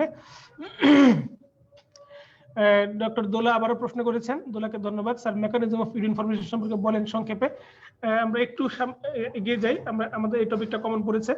একজন এখানেও প্রশ্ন করেছেন ইউরিন অ্যাসিডিফিকেশন, সেটা নিয়ে আমরা আবারও বলছি, মেকানিজম অফ ইউরিন ফর্মেশন সম্পর্কে বলছি। একটু ওয়েট এন্ড সি প্লিজ। হ্যাঁ, রেসপিরেটরি ফেলিওর আপনাদের সিলেবাসে কিন্তু সরাসরি নাই, এটা মেডিসিনের পার্ট। রেসপিরেটরি ফেলিওর মেডিসিনের মধ্যে দেয়া আছে, আমি তারপরে বলছি। রেসপিরেটরি ফেলিওর আমাদের ফুসফুসের কাজ হচ্ছে কাজ ফেল করে দেওয়া। ফুসফুসের কাজ কি? অক্সিজেনটা নাক দিয়ে নেওয়া এবং কার্বন ডাইঅক্সাইড বের করে দেওয়া। অক্সিজেন যদি নিতে না পারে, কার্বন ডাইঅক্সাইড যদি বের করতে না পারে, তার নাম রেসপিরেটরি ফেলিওর। রেসপিরেটরি ফেলিওর দুই প্রকার, অক্সিজেন নিতে না পারা এর নাম হচ্ছে টাইপ 1 ফেলিওর, কার্বন ডাইঅক্সাইড বের করতে না পারে এর নাম হচ্ছে টাইপ 2 ফেলিওর। তাহলে টাইপ 1 ফেলিওরে অক্সিজেন নিতে পারবে না, ফলে টিস্যুতে হাইপোক্সিয়া থাকবে। আর টাইপ 2 ফেলিওরে অক্সিজেন নিতে পারবে না, কার্বন ডাইঅক্সাইড বের করতে পারবে না, ফলে কার্বন ডাইঅক্সাইড বডিতে জমতে থাকবে আর অক্সিজেন সে নিতে পারছে না, হাইপোক্সিয়া থাকবে। কার্বন ডাইঅক্সাইড বডিতে জমা হতে হতে নরমাল লেভেল অতিক্রম করে গেলে কার্বন ডাইঅক্সাইড পানি মিলে কার্বনিক অ্যাসিড তৈরি হয়, তার নাম রেসপিরেটরি অ্যাসিডোসিস। তার মানে টাইপ 2 ফেলিওর আরেকটা নাম হচ্ছে রেসপিরেটরি অ্যাসিডোসিস, কিন্তু টাইপ 1 ফেলিওরের নাম হচ্ছে টাইপ 1 ফেলিওর। মনে থাকবে, টাইপ 1 ফেলিওরের কজগুলো জানবেন। শুধুমাত্র লাংসকে ইনভলভ করলে, নাক দিয়ে বাতাস নিতে পারে, নিউমোনিয়া, নিউমোথরাক্স, এআরডিএস, এগুলো হচ্ছে type 1 failure. Asthma, CBD, stable কেসগুলো টাইপ 1 ফেলিওরের এক্সাম্পল। এরা যখন নার্ভাস সিস্টেমকে ধরে ফেলে, সিএনএস কে ধরে ফেলে, তখন তার নাম type 2 failure. Narcotic, acute exacerbation of asthma, acute exacerbation of CBD, সে শ্বাস নিতে পারছে না, তখন আর তার নাম হচ্ছে টাইপ 2 ফেলিওর বা রেসপিরেটরি অ্যাসিডোসিস। টাইপ 1 ফেলিওর আবার একিউট ক্রনিক আছে, টাইপ 2 ফেলিওর আবার একিউট ক্রনিক আছে। একিউট ক্রনিক ভাগ করা লাগবে না, আপনি টাইপ 1 ফেলিওরের এই এগুলো বলবেন, শুধু লাংস কে ইনভলভ করে টাইপ 1 ফেলিওর, লাংস ইনভলভমেন্ট থেকে যদি সিএনএস কে ধরে ফেলে তখন টাইপ 2 ফেলিওর হবে। ঠিক আছে। একজন চিকিৎসক প্রশ্ন করেছেন প্যারাডক্সিক্যাল অ্যাসিডিউরিয়া। প্যারাডক্সিক্যাল অ্যাসিডিউরিয়া এই শব্দের সাথে গ্যাস্ট্রিক আউটলেট অবস্ট্রাকশনটা সম্পৃক্ত। Gastric outlet obstruction, gastric outlet কোনটা? পাইলোরাস পার্ট। পাইলোরাস পার্টে যদি অবস্ট্রাকশন হয়ে যায়, স্টোমাক থেকে কোনো খাবার ইন্টেস্টাইনে যাবে না। স্টোমাক থেকে কোনো খাবার ইন্টেস্টাইনে না গেলে সে আমাদের বডিতে সব ধরনের আপনার ইলেকট্রোলাইট ইমব্যালেন্স হবে, হাইপোনেট্রিমিয়া, হাইপোক্যালেমিয়া, তারপরে হাইপোক্লোরিমিয়া এবং প্যারাডক্সিক্যাল অ্যাসিডিউরিয়া। প্যারাডক্সিক্যাল অ্যাসিডিউরিয়া কেন হয়? প্যারাডক্সিক্যাল অ্যাসিডিউরিয়া আমাদের রেনাল সিস্টেম দিয়ে আমাদের বডিতে তো হাইপোক্যালেমিয়া ডেভেলপ করছে। বডিতে হাইপোক্যালেমিয়া ডেভেলপ করায় হাইপোক্যালেমিয়ার সাথে যুক্ত কি মেটাবলিক অ্যালকালোসিস, হাইপারক্যালেমিয়ার সাথে অ্যাসিডোসিস, কিন্তু হাইপোক্যালেমিয়ার সাথে মেটাবলিক অ্যালকালোসিস। তো বডির মধ্যে মেটাবলিক অ্যালকালোসিস থাকায় ইউরিন কি করবে? অ্যাসিডিফিকেশন হয়ে যাবে, ইউরিন অ্যাসিডিফিকেশন হবে। ইউরিন দিয়ে আপনার ইউরিন আমাদের বডিকে অ্যাসিড বানানোর চেষ্টা করবে। যেহেতু আমাদের বডিতে হাইপোক্যালেমিয়া তৈরি হয়েছে, হাইপোনেট্রিমিয়া, হাইপোক্যালেমিয়া, হাইপোক্লোরিমিয়া সবকিছু তৈরি হয়েছে, তখন ইউরিন করবে কি? আমাদের বডিতে পটাশিয়ামের ঘাটতি পূরণ করার জন্য সে পটাশিয়ামকে বডিতে রেখে দিবে, ইউরিন দিয়ে পটাশিয়ামকে বডিতে দিবে না। ইউরিন যখন পটাশিয়ামকে সেলে আমাদের বডিতে রিঅ্যাবজর্ব করাবে বা কিডনি, ওই সময়ে তার এক্সচেঞ্জে একটা করে হাইড্রোজেন ইউরিনে মানে চলে যাবে। তো হাইড্রোজেন যখন ইউরিনে পাস করবে, ইউরিনটা অ্যাসিডিক হয়ে যাবে, এর নাম হচ্ছে প্যারাডক্সিক্যাল অ্যাসিডিউরিয়া। বুঝতে পারছেন? এই হাইড্রোজেন আয়নটা বডিতে থাকার কথা, বডি থেকে বডিকে কম্পেনসেট করে, বডির মেটাবলিক অ্যালকালোসিস বডির মধ্যে আছে, সেই জায়গাটা কম্পেনসেট করে বডিকে ঠিক রাখার কথা, না করে বডির পটাশিয়াম নিডকে পূরণ করার জন্য সে পটাশিয়ামকে বডিতে দিয়ে দিবে, ওদিক দিয়ে তার এগেইনস্টে একটা হাইড্রোজেন আয়ন ইউরিনে পাস করবে। এই হাইড্রোজেন আয়ন যখন ইউরিনে পাস করবে, ইউরিনের অ্যাসিডিটি বা পিএইচ কমে যাবে, অ্যাসিডিটি বাড়বে, তার নাম হচ্ছে প্যারাডক্সিক্যাল অ্যাসিডিউরিয়া। এটা হয় মূলত কিসে? এটা আপনারা পড়বেন হচ্ছে রডডি নামে একটা বই আছে, রডডি, আর আপনার ডেভিডসনের মধ্যে আছে গ্যাস্ট্রিক আউটলেট অবস্ট্রাকশন। ঠিক আছে, গ্যাস্ট্রিক আউটলেট অবস্ট্রাকশনের মধ্যে এটা আছে। একজন ইউরিন অ্যাসিডিফিকেশনের একটা কথা বলেছেন, অ্যাসিডিফিকেশন অফ ইউরিন থেকে একটা ব্যাখ্যা করতে বলেছেন। আপনার সিলেবাস সলভ বইয়ের মধ্যে দেখবেন 130 number page number 130 syllabus solve বইয়ের মধ্যে mechanism of urine formation and concentration, mechanism of urine ফরমেশনের মধ্যেই অ্যাসিডিফিকেশন অফ ইউরিন কথা লেখা আছে, কারণ ইউরিন তো অ্যাসিডিক। অ্যাসিডিফিকেশন অফ ইউরিনের প্রশ্নোত্তর আর মেকানিজম অফ ইউরিন ফরমেশন একই কথা। ডক্টর দোলাকে বলছি, যদি আপনার কনফিউশন থেকে থাকে আপনি একটু খেয়াল করুন। Mechanism of urine formation and কনসেন্ট্রেশনের মধ্যে দেখেন, প্রথম কথা হচ্ছে গ্লোমেরুলাস ফিল্ট্রেট করতে হবে। অ্যাফারেন্ট আর্টারিওল দিয়ে গ্লোমেরুলাসের মধ্যে সার্কুলেশনের ব্লাড ঢুকছে, সে ফিল্ট্রেট করে কিছু জিনিস বডিতে ফিরাই দিবে, রিঅ্যাবজর্ব করাই দিবে সেখানেই, আর কিছু জিনিস টিউবিউলকে দিয়ে দিবে। তখন টিউবিউল তখন দেখে দেখে কিছু জিনিস আবার রেখে দিবে, তার নাম tubular reabsorption. Glomerular filtration, tubular reabsorption. এবং কিছু জিনিস টিউবুলার সেলের মধ্যে থাকে, তখন সে সিক্রেট করবে, তার নাম active secretion by tubular cell. তাহলে তিনটা মেকানিজম আছে দেখেন, A formation of glomerular filtration, B হচ্ছে টিউবুলার রিঅ্যাবজর্পশন, আর সি হচ্ছে টিউবুলার সিক্রেশন। এই যে রিঅ্যাবজর্পশন সিক্রেশন, এর মাঝখানে কেউ কেউ পটাশিয়াম রিঅ্যাবজর্ব করবে, কেউ সোডিয়াম রিঅ্যাবজর্ব করবে, কেউ পটাশিয়াম ছেড়ে দিবে, কেউ হাইড্রোজেন আয়ন ছেড়ে দিবে। সবকিছুর মধ্যে মূল কথা হচ্ছে সবাই হাইড্রোজেন আয়ন সিক্রেট করবে, সবাই হাইড্রোজেন আয়ন সিক্রেট করবে। দেখেন প্রক্সিমাল কনভলিউটেড টিউবুলে কতটুকু রিঅ্যাবজর্ব হয়, 60 to 70% of glomerular filtrate. Glomerulus filtrate করে দিছে, তারও 60 to 70% সে রিঅ্যাবজর্ব করবে। নামটা রিঅ্যাবজর্ব কেন হলো? কারণ অ্যাবজর্পশন হয় জিআইডি তে, নতুন করে আবার অ্যাবজর্পশন হচ্ছে কিডনিতে, এইজন্য তার নাম হচ্ছে রিঅ্যাবজর্পশন। এরপরে water, glucose, amino acid, vitamin আপনার রিঅ্যাবজর্ব কমপ্লিটলি। এখানে কথাটা বলা হয়েছে water, glucose, amino acid, vitamin আর রিঅ্যাবজর্ব কমপ্লিটলি। এখানে ওয়াটার কথাটা হবে না, ওয়াটার কমপ্লিটলি রিঅ্যাবজর্ব হয় না, ওয়াটার 60 to 70% রিঅ্যাবজর্ব হয়। এখানে ওয়াটারটা কেটে দেন, বাইকার্বনেট হবে आंसर, ঠিক আছে। The filtrate remains isotonic to plasma, এখানে আইসোটোনিক থাকে প্লাজমার মতো। এরপরে ডিসেন্ডিং লিম্ব অফ লুপোফেনলিতে গিয়ে দেখেন সোডিয়াম রিঅ্যাবজর্পশন ওয়াটার এবং সোডিয়াম টেক্স প্লেস। তারপরে 20% গ্লোমেরুলার ফিল্ট্রেট এখন আছে। তারপরে চলে যান ascending limb loop of Henle, only sodium reabsorption হবে। তারপরে ডিস্টাল টিউবুলে 5% ওয়াটার রিঅ্যাবজর্পশন হয়, সোডিয়াম ক্লোরাইড এখানেও রিঅ্যাবজর্পশন হয়। এখনো কিন্তু আইসোটোনিক আছে। কালেক্টিং টিউবুলে গিয়ে এডিএস এর উপস্থিতিতে সোডিয়াম রিঅ্যাবজর্পশন হবে আরেকবার। তো সবশেষে টিউবুলার সিক্রেশন, এই অংশটা তিনটা স্টার দিবেন। টিউবুলার সিক্রেশন, প্রক্সিমাল কনভলিউটেড টিউবুলে হাইড্রোজেন, পটাশিয়াম এবং ammonia, bile salt, oxalate, catecholamine, para amino, hippuric acid secreted. মনে রাখবেন সোডিয়াম, হাইড্রোজেন, পটাশিয়াম এবং অ্যামোনিয়া, তিনটা মনে রাখলেই চলবে। হাইড্রোজেন, পটাশিয়াম এবং অ্যামোনিয়া। ডিস্টাল ডিসেন্ডিং লিম্বে দেখেন sodium is secreted by passive diffusion. Ascending লিম্বে দেখেন ইউরিয়া এবং হাইড্রোজেন। ডিস্টাল কনভলিউটেড টিউবুলে পটাশিয়াম এবং হাইড্রোজেন, আর কালেক্টিং টিউবুলে পটাশিয়াম এবং অ্যামোনিয়া। তার মানে সবাই কিন্তু হাইড্রোজেন সিক্রেট করতেছে, কেউ কেউ পটাশিয়াম সিক্রেট করছে, বুঝতে পারছেন? এই পটাশিয়ামকে যখন ইউরিন সিক্রেট না করে দেহে পাঠায় দেয়, তার এগেইনস্টে অতিরিক্ত একটা হাইড্রোজেন ইউরিনে ঢুকে যায়, তার নাম হচ্ছে প্যারাডক্সিক অ্যাসিডিউরিয়া। এবং এই যে হাইড্রোজেন আয়ন ইউরিনে পাস করছে, এই পাস করার কারণে পিএইচ কমে যাচ্ছে, এই জন্য এর নাম হচ্ছে অ্যাসিডিফিকেশন অফ ইউরিন। যদি পরীক্ষা আসে অ্যাসিডিফিকেশন ইউরিন আর ইউরিন ফরমেশন মেকানিজম কিন্তু সেম। কনসেন্ট্রেটেড ইউরিন হওয়া লাগবে না, নন কনসেন্ট্রেটেড বা ডাইলুট ইউরিনও হওয়া লাগবে না, বুঝতে পারছেন? সহজ প্রশ্ন ছিল আপনাদের প্রিয় প্রশ্ন ছিল এটা, আপনাদের সাজানো প্রশ্ন ছিল আর আমার গুছানো উত্তর ছিল। আমরা চলে যাব পরের প্রশ্ন। সুন্দর সুন্দর কিছু প্রশ্ন নিয়ে আমাদের পরের গুছানো আয়োজন। একজন প্রিয় চিকিৎসক প্রশ্ন করেছেন, serum totally free from clotting factor, serum, plasma, আরেকটা হচ্ছে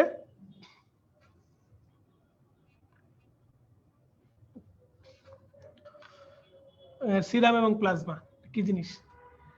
আরেকটা হচ্ছে লিম্ফ বলা হয়, সিরাম, প্লাজমা, লিম্ফ। মনে রাখবেন, আমরা যদি ব্লাডকে বডি থেকে বের করে নিয়ে এসে বাহিরে কোথাও ক্লটিং করাই বা সেন্ট্রিফিউজ মেশিনে আধা ঘন্টা ঘুরাই, ঘুরানোর পরে ব্লাডের ফর্মড এলিমেন্ট গুলো নিচে জমা হয় আর উপরে সাদা এলিমেন্ট জমা হয় বা সাদাটা এলিমেন্ট জমা হয়, এটার নাম হচ্ছে সিরাম। ব্লাড যখন শরীরের ভিতরে থাকে তার নাম প্লাজমা। অথবা যদি আমরা কোয়াগুলেশন ফ্যাক্টর দেই, ফ্যাক্টর দিয়ে ব্লাডকে বাইরে সংরক্ষণ করে রাখি, ব্লাডটা জমলো না, ব্লাডটা ক্লট হইল না, ক্লট না হইলে তখন যে ব্লাডের লিকুইড অংশ তার নাম হচ্ছে প্লাজমা।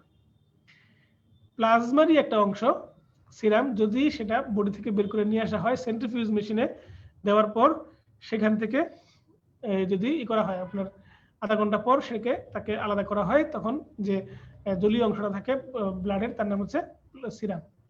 এখন প্রশ্ন করছে সিরাম কি ক্লটিং ফ্যাক্টর? সিরামে কি কোনো ক্লটিং ফ্যাক্টর থাকবে না? ইয়েস, সিরামে কোনো ক্লটিং ফ্যাক্টর থাকবে না, কারণ ক্লটিং ফ্যাক্টর গুলো নিচে জমা হয়ে সবগুলোকে ক্লট করে ফেলতেছে, সবকিছুকে ক্লট করে। এখন যদি আমাকে গলার মতো ধরেন, একবারই কি থাকবে না? একবারই থাকবে না তা নয়, শুধুমাত্র প্রথ্রম্বিন যে ফ্যাক্টরটা আছে 2 নম্বর ফ্যাক্টর প্রথ্রম্বিন, 1 নম্বর তো ফিব্রিনোজেন, 2 নম্বর প্রথ্রম্বিন সিরামের মধ্যে কিছু পরিমাণে থাকতে পারে। এছাড়া কোনো ক্লটিং ফ্যাক্টর সিরামে থাকবে না, কিন্তু প্লাজমাতে সকল ক্লটিং ফ্যাক্টরই থাকবে। এক কথা যদি বলা হয় কেউ থাকবে না সিরামে, সবাই থাকবে প্লাজমাতে। লিম্ফ কি জিনিস?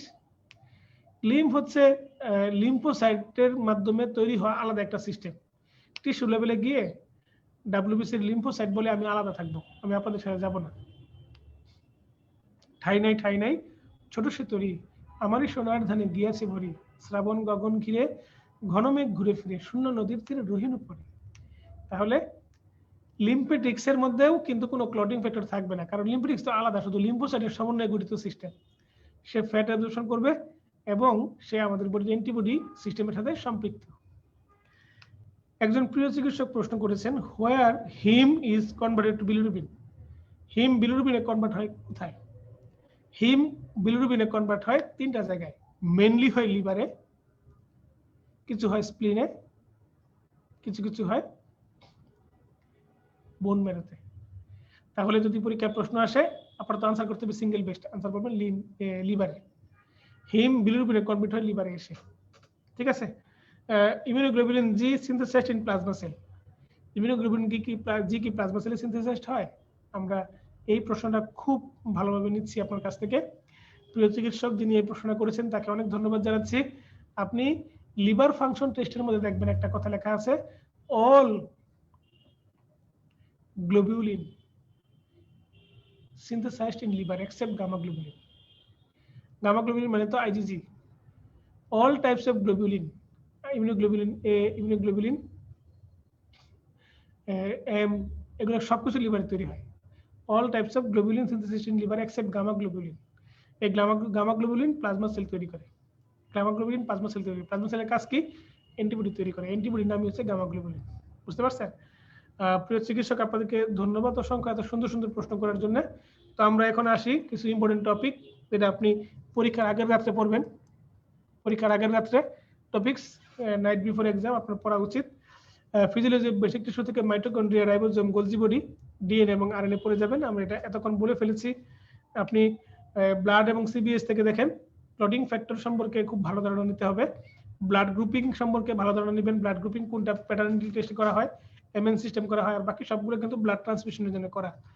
কার্ডিয়াক সাইকেলের কথাগুলো আমরা যা বলেছি তাই। শক এবং রিজিওনাল সার্কুলেশন মনে রাখবেন। রিজিওনাল সার্কুলেশনের মধ্যে ক্যাপিলারি টাইপসগুলো পড়তে হবে, আর রেজিস্ট্যান্স মেইনলি শো করে কে আর্টেরিয়াল। রেসপিরেটরি সিস্টেমের মধ্যে লাং ফাংশন টেস্ট আপনাকে পড়তেই হবে, বিভিন্ন ভলিউম এবং কার্ভগুলো এবং তার ক্যাপাসিটি গুলো, সাথে FeV1 FBC রেশিও, অবস্ট্রাকটিভ বায়োডিজিস, রেস্ট্রিকটিভ বায়োডিজিস, অক্সিজেন কার্বন ডাইঅক্সাইড ক্যারিজ, সেই কথাগুলো, আর রেগুলেশন অফ রেসপিরেশন খুব ইম্পর্টেন্ট। আপনাকে জিআইটি ফিজিওলজির মধ্যে composition of digestive juice, saliva, gastric juice, bile আর ভিটামিন মিনারেল এদের অ্যাবজর্পশন সাইট আপনার লাগবে, এটা আপনার খুব প্রয়োজন, ঠিক আছে। GIT physiology. রেনাল সিস্টেমের মধ্যে substances reabsorb from kidney, kidney কি সাবস্টেন্স রিঅ্যাবজর্ব করে কত পার্সেন্ট, এর মধ্যে মূলত কমপ্লিটলি রিঅ্যাবজর্ব কে করে এই জিনিসটা, ওয়াটার অংশটা বাদ দিয়ে বাকিগুলো হবে আপনাকে বলেছি ওই 130 নম্বর পেজের মধ্যে। ইউরিন ফর্মেশন বা অ্যাসিডিফিকেশন অফ ইউরিন খুব ইম্পর্টেন্ট। রেনাল ফাংশন টেস্ট, আর হরমোনস অ্যাক্টিং অন কিডনি, কিডনিতে কি কি হরমোন কাজ করে আপনাকে খুব ভালো করে জানতে হবে। এরপরে এন্ডোক্রাইন ফিজিওলজি। এন্ডোক্রাইন ফিজিওলজি থেকে দেখেন থাইরয়েড গ্ল্যান্ডের কি কি পড়তে হবে, ব্লাড সাপ্লাই পড়বেন, থাইরয়েড গ্ল্যান্ডের ব্লাড সাপ্লাই এবং থাইরয়েড র ম্যাটেরিয়ালস গুলো কি কি আছে, সে কি কি হরমোন রিলিজ করে, T3 T4 এবং থাইরোক্যালসিটোনিন, তার ফাংশন গুলো প্রত্যেকের।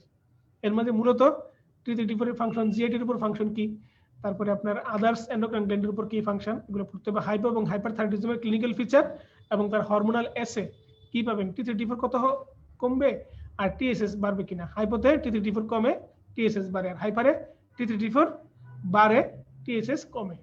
হাইপো আর হাইপারথাইরয়েডিজম মনে রাখবেন T3 আর T4 এর ফাংশনের উপর নির্ভর করে। T3 T4 বাড়লে হাইপার, কমলে হাইপো। এর সাথে যদি টিএসএস কমে, হাইপোতে টিএসএস সাধারণত বাড়ে, কারণ হচ্ছে সে গ্ল্যান্ডকে স্টিমুলেশন দেয়, তোমার ফাংশন কমে গেছে, আরো বাড়াও আরো বাড়াও। তো T3 T4 কমলে হাইপো, তার সাথে টিএসএস বাড়বে, এর নাম প্রাইমারি। T3 T4 কমছে কিন্তু টিএসএস এটাও কমছে, তার নাম সেকেন্ডারি হাইপো। T3 T4 বাড়লে হাইপার, তার সাথে টিএসএস কমবে, এর নাম প্রাইমারি। টিএসএস বাড়লে তার নাম সেকেন্ডারি। বুঝতে পারছেন? ক্লিনিক্যাল ফিচার তৈরি না হলে তার নাম সাব ক্লিনিক্যাল। সহজ, খুব বেশি কঠিন কিছু নয়। প্যারাথাইরয়েড হরমোনের মধ্যে তার ফাংশন এবং ক্যালসিয়াম হোমিওস্ট্যাসিস পড়লেই চলবে। প্যারাথাইরয়েড হরমোনগুলো কি কি আছে? ফাংশন এবং ক্যালসিয়াম হোমিওস্ট্যাসিস, আর কিছু লাগবে না।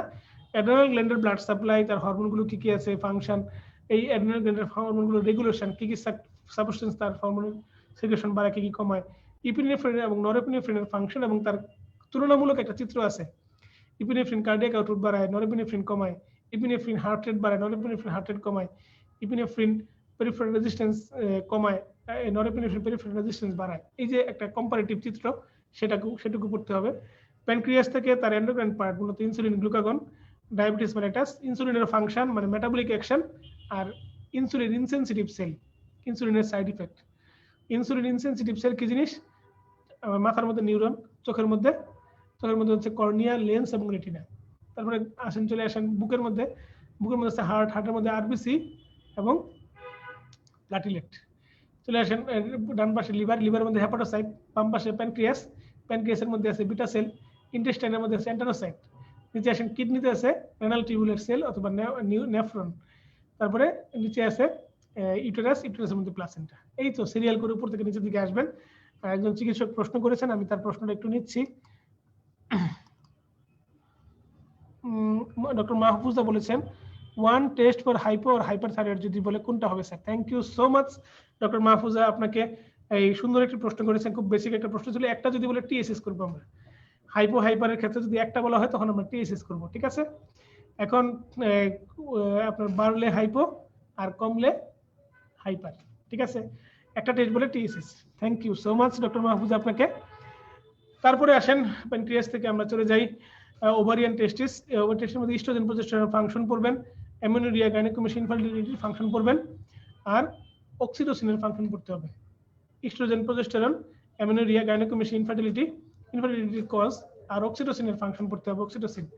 অক্সিটোসিন। এইটুকু ছিল ওভারি এবং টেস্টিস সম্পর্কে আলোচনা।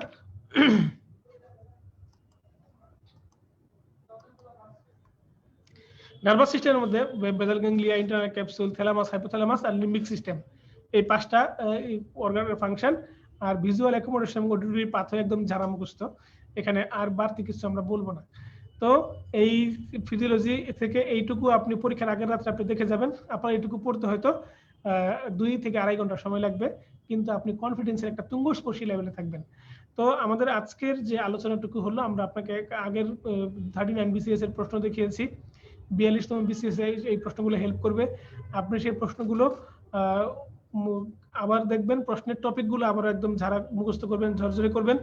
আমরা আপনাকে সিলেবাসটা দেখিয়েছি, সিলেবাসটাকে আরেকবার রিক্যাপিচুলেশন করিয়েছি, কি কি টপিক পড়া লাগবে, সিলেবাসের মধ্যে ঢুকে কি কি আপনার দেখা উচিত। আমরা আপনাকে আপনার করা কিছু প্রিয় প্রশ্ন আর আমাদের গুছানো উত্তর নিয়ে আপনাদের পাশে থেকেছি। আমরা আপনাকে ফিজিওলজির যে সিলেবাসের টপিকগুলো, সেখানে কিছু অংশ কমিয়ে দিয়ে পরীক্ষার আগের দিন কি কি তথ্য জেনে যাওয়া উচিত, পরীক্ষার কি কি তথ্য রিভিশন দেওয়া উচিত, সেটুকু আমরা দেখিয়েছি আপনাকে। আপনি এটা স্ক্রিনশট নিয়ে রাখবেন, জেনেসিস চেষ্টা করবে পিডিএফ ফাইল তৈরি করে আপনাকে উপহার হিসেবে দিতে, এখানে থাকবে, আপনি ডাউনলোড করে নেবেন। আর এছাড়াও যদি আপনাদের কারো কোনো প্রশ্ন থাকে, সেই প্রশ্ন আপনারা করতে পারেন, আমরা আপনার পাশে থাকবো সেই প্রশ্নের উত্তর বলে। আমি ওয়েট করছি আপনাদের জন্য। আপনার কারো প্রশ্ন থাকলে, ডক্টর মিজানুর সম্ভবত আমাদেরকে কিছু কথা বলতে চেয়েছিলেন। ইউসুফ ভাই একটু আসেন তো, ডক্টর মিজানুর।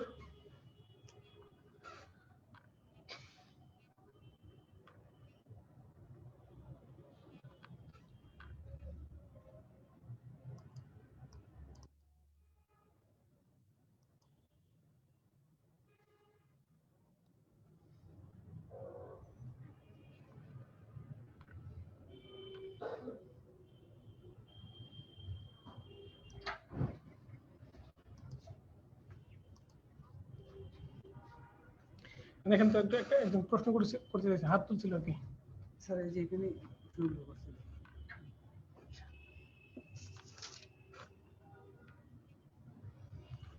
দেখেন তো একজন প্রশ্ন করতে চাইছে, হাত তুলছিল আর কি। এটা কি আপনি ইয়ে স্যার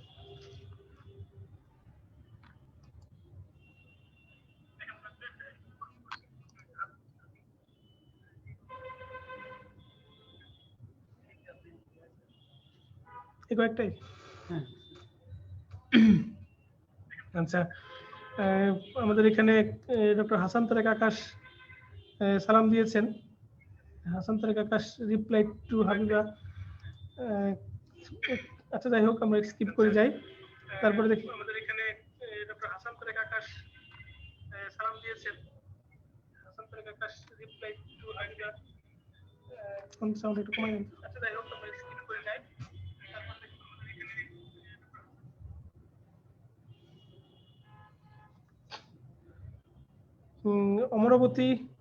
অমরাবতী একটা প্রশ্ন করেছেন, অ্যাড্রিনার্জিক এন্ড কোলিনার্জিকটা একটু বুঝাইয়া বলেন ভাইয়া প্লিজ। অ্যাড্রিনার্জিক কোলিনার্জিক ব্যাপারটা হচ্ছে আমাদের কোলিনার্জিক গ্যাংলিয়া আছে, কিন্তু অ্যাড্রিনার্জিক গ্যাংলিয়া আলাদা করে নাই। অ্যাড্রিনার্জিক গ্যাংলিয়া হয় না, সেটা হয় সিম্প্যাথেটিক গ্যাংলিয়া, বুঝতে পারছেন? আর কোলিনার্জিক গ্যাংলিয়া হচ্ছে প্যারাসিম্প্যাথেটিক গ্যাংলিয়া। এই জন্য অটোনমিক গ্যাংলিয়া বলতে আসলে প্যারাসিম্প্যাথেটিক গ্যাংলিয়া বোঝানো হয়, অ্যাড্রিনার্জিক গ্যাংলিয়া না, সেটা সিম্প্যাথেটিক গ্যাংলিয়া। ওই জন্য অ্যাড্রিনার্জিকটা আনসার হয়নি, কোলিনার্জিকটা আনসার হয়েছে, বুঝতে পেরেছেন? আর কোলিনার্জিক হইলে আনসার হবে আমাদের বডিতে ক্রেনিওস্যাক্রাল, অর্থাৎ 3, 7, 9, 10, আর স্যাক্রালের 2, 3, 4, এটা হচ্ছে কোলিনার্জিক গ্যাংলিয়া। আর যদি বলে সিম্প্যাথেটিক গ্যাংলিয়া হচ্ছে লাম্বোস্যাক্রাল, থোরাকোলাম্বার, মানে থোরাসিক রিজিয়নে আছে 12টা, আর স্যাক্রাল রিজিয়নে আছে 2টা, লাম্বার 1, 2। এই জন্য অ্যাড্রিনার্জিক বা আপনার সিম্প্যাথেটিক গ্যাংলিয়া বলতে থোরাকোলাম্বার বোঝানো হয়, আর প্যারাসিম্প্যাথেটিক বললে বা আপনার কোলিনার্জিক বললে আপনার ক্রেনিওস্যাক্রাল বোঝানো হয়, বুঝতে পারলেন? মিশকাত উদ্দিন মাহি বলেছেন যে ব্লাড এন্ড সার্কুলেটরি সিস্টেম নিয়ে যদি একটু বলতেন ভাইয়া, আমি প্রথমে মিস করেছি। ব্লাড এন্ড সার্কুলেটরি সিস্টেমে আমরা আপনাকে সাজেশন দিয়েছি, সেই সাজেশনটা ফলো করবেন। আমাদের এখানে সাজেশন তো নাম সাজেশন বলবো না, এটাকে বলবো আপনার চেকলিস্ট। এই যে ব্লাড এন্ড সিবিএস সম্পর্কে আমরা আপনাকে দিয়েছি, দেখেন খুব ভালো করে খেয়াল করুন। ব্লাড এন্ড সিবিএস সম্পর্কে, blood and CBS clotting factor সম্পর্কে আপনি খুব ভালোভাবে জানবেন। ক্লটিং ফ্যাক্টরের ইনস এন্ড আউটস, সে লিভারে তৈরি হয়, লিভারে তৈরি হওয়ার পর সে বডিতে সার্কুলেট করে, এবং K vitamin K dependent clotting factor, কারা কারা এসেনশিয়াল ক্লটিং ফ্যাক্টর, কারা কারা হিমোফিলিয়ার সাথে যুক্ত, এদের সবার নাম আপনার ঝরঝরে করে ফেলতে হবে। ক্লটিং ফ্যাক্টর সম্পর্কে, ব্লাড গ্রুপিং সম্পর্কে আপনাকে জানতে হবে। ব্লাড গ্রুপিং সম্পর্কে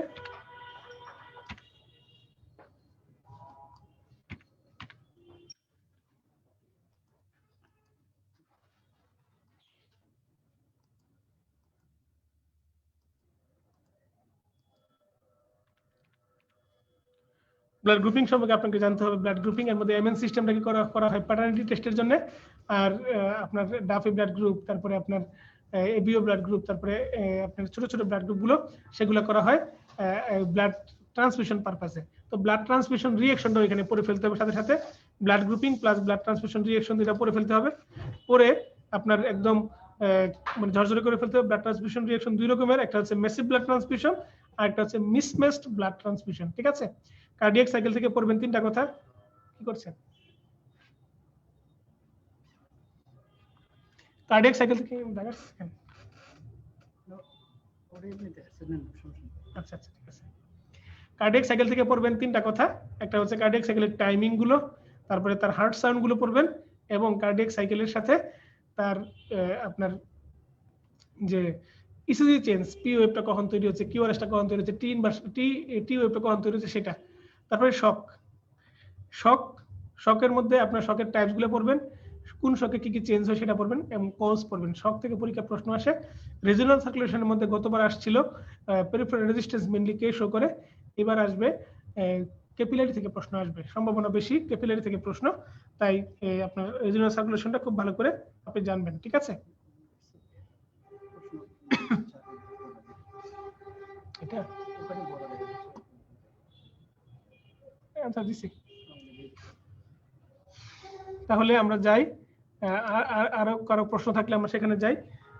তারপরে ডক্টর তামান্না জাহান তন্নি, শাহিন সুলতানা মুক্তাকে মেনশন করেছেন, তো তন্নিকে ধন্যবাদ জানাচ্ছি। তানজিদা তোমা, বায়োকেমিস্ট্রি নেসেসারি টপিক একটু বলেন ভাইয়া প্লিজ। ধন্যবাদ তানজিদা তোমা।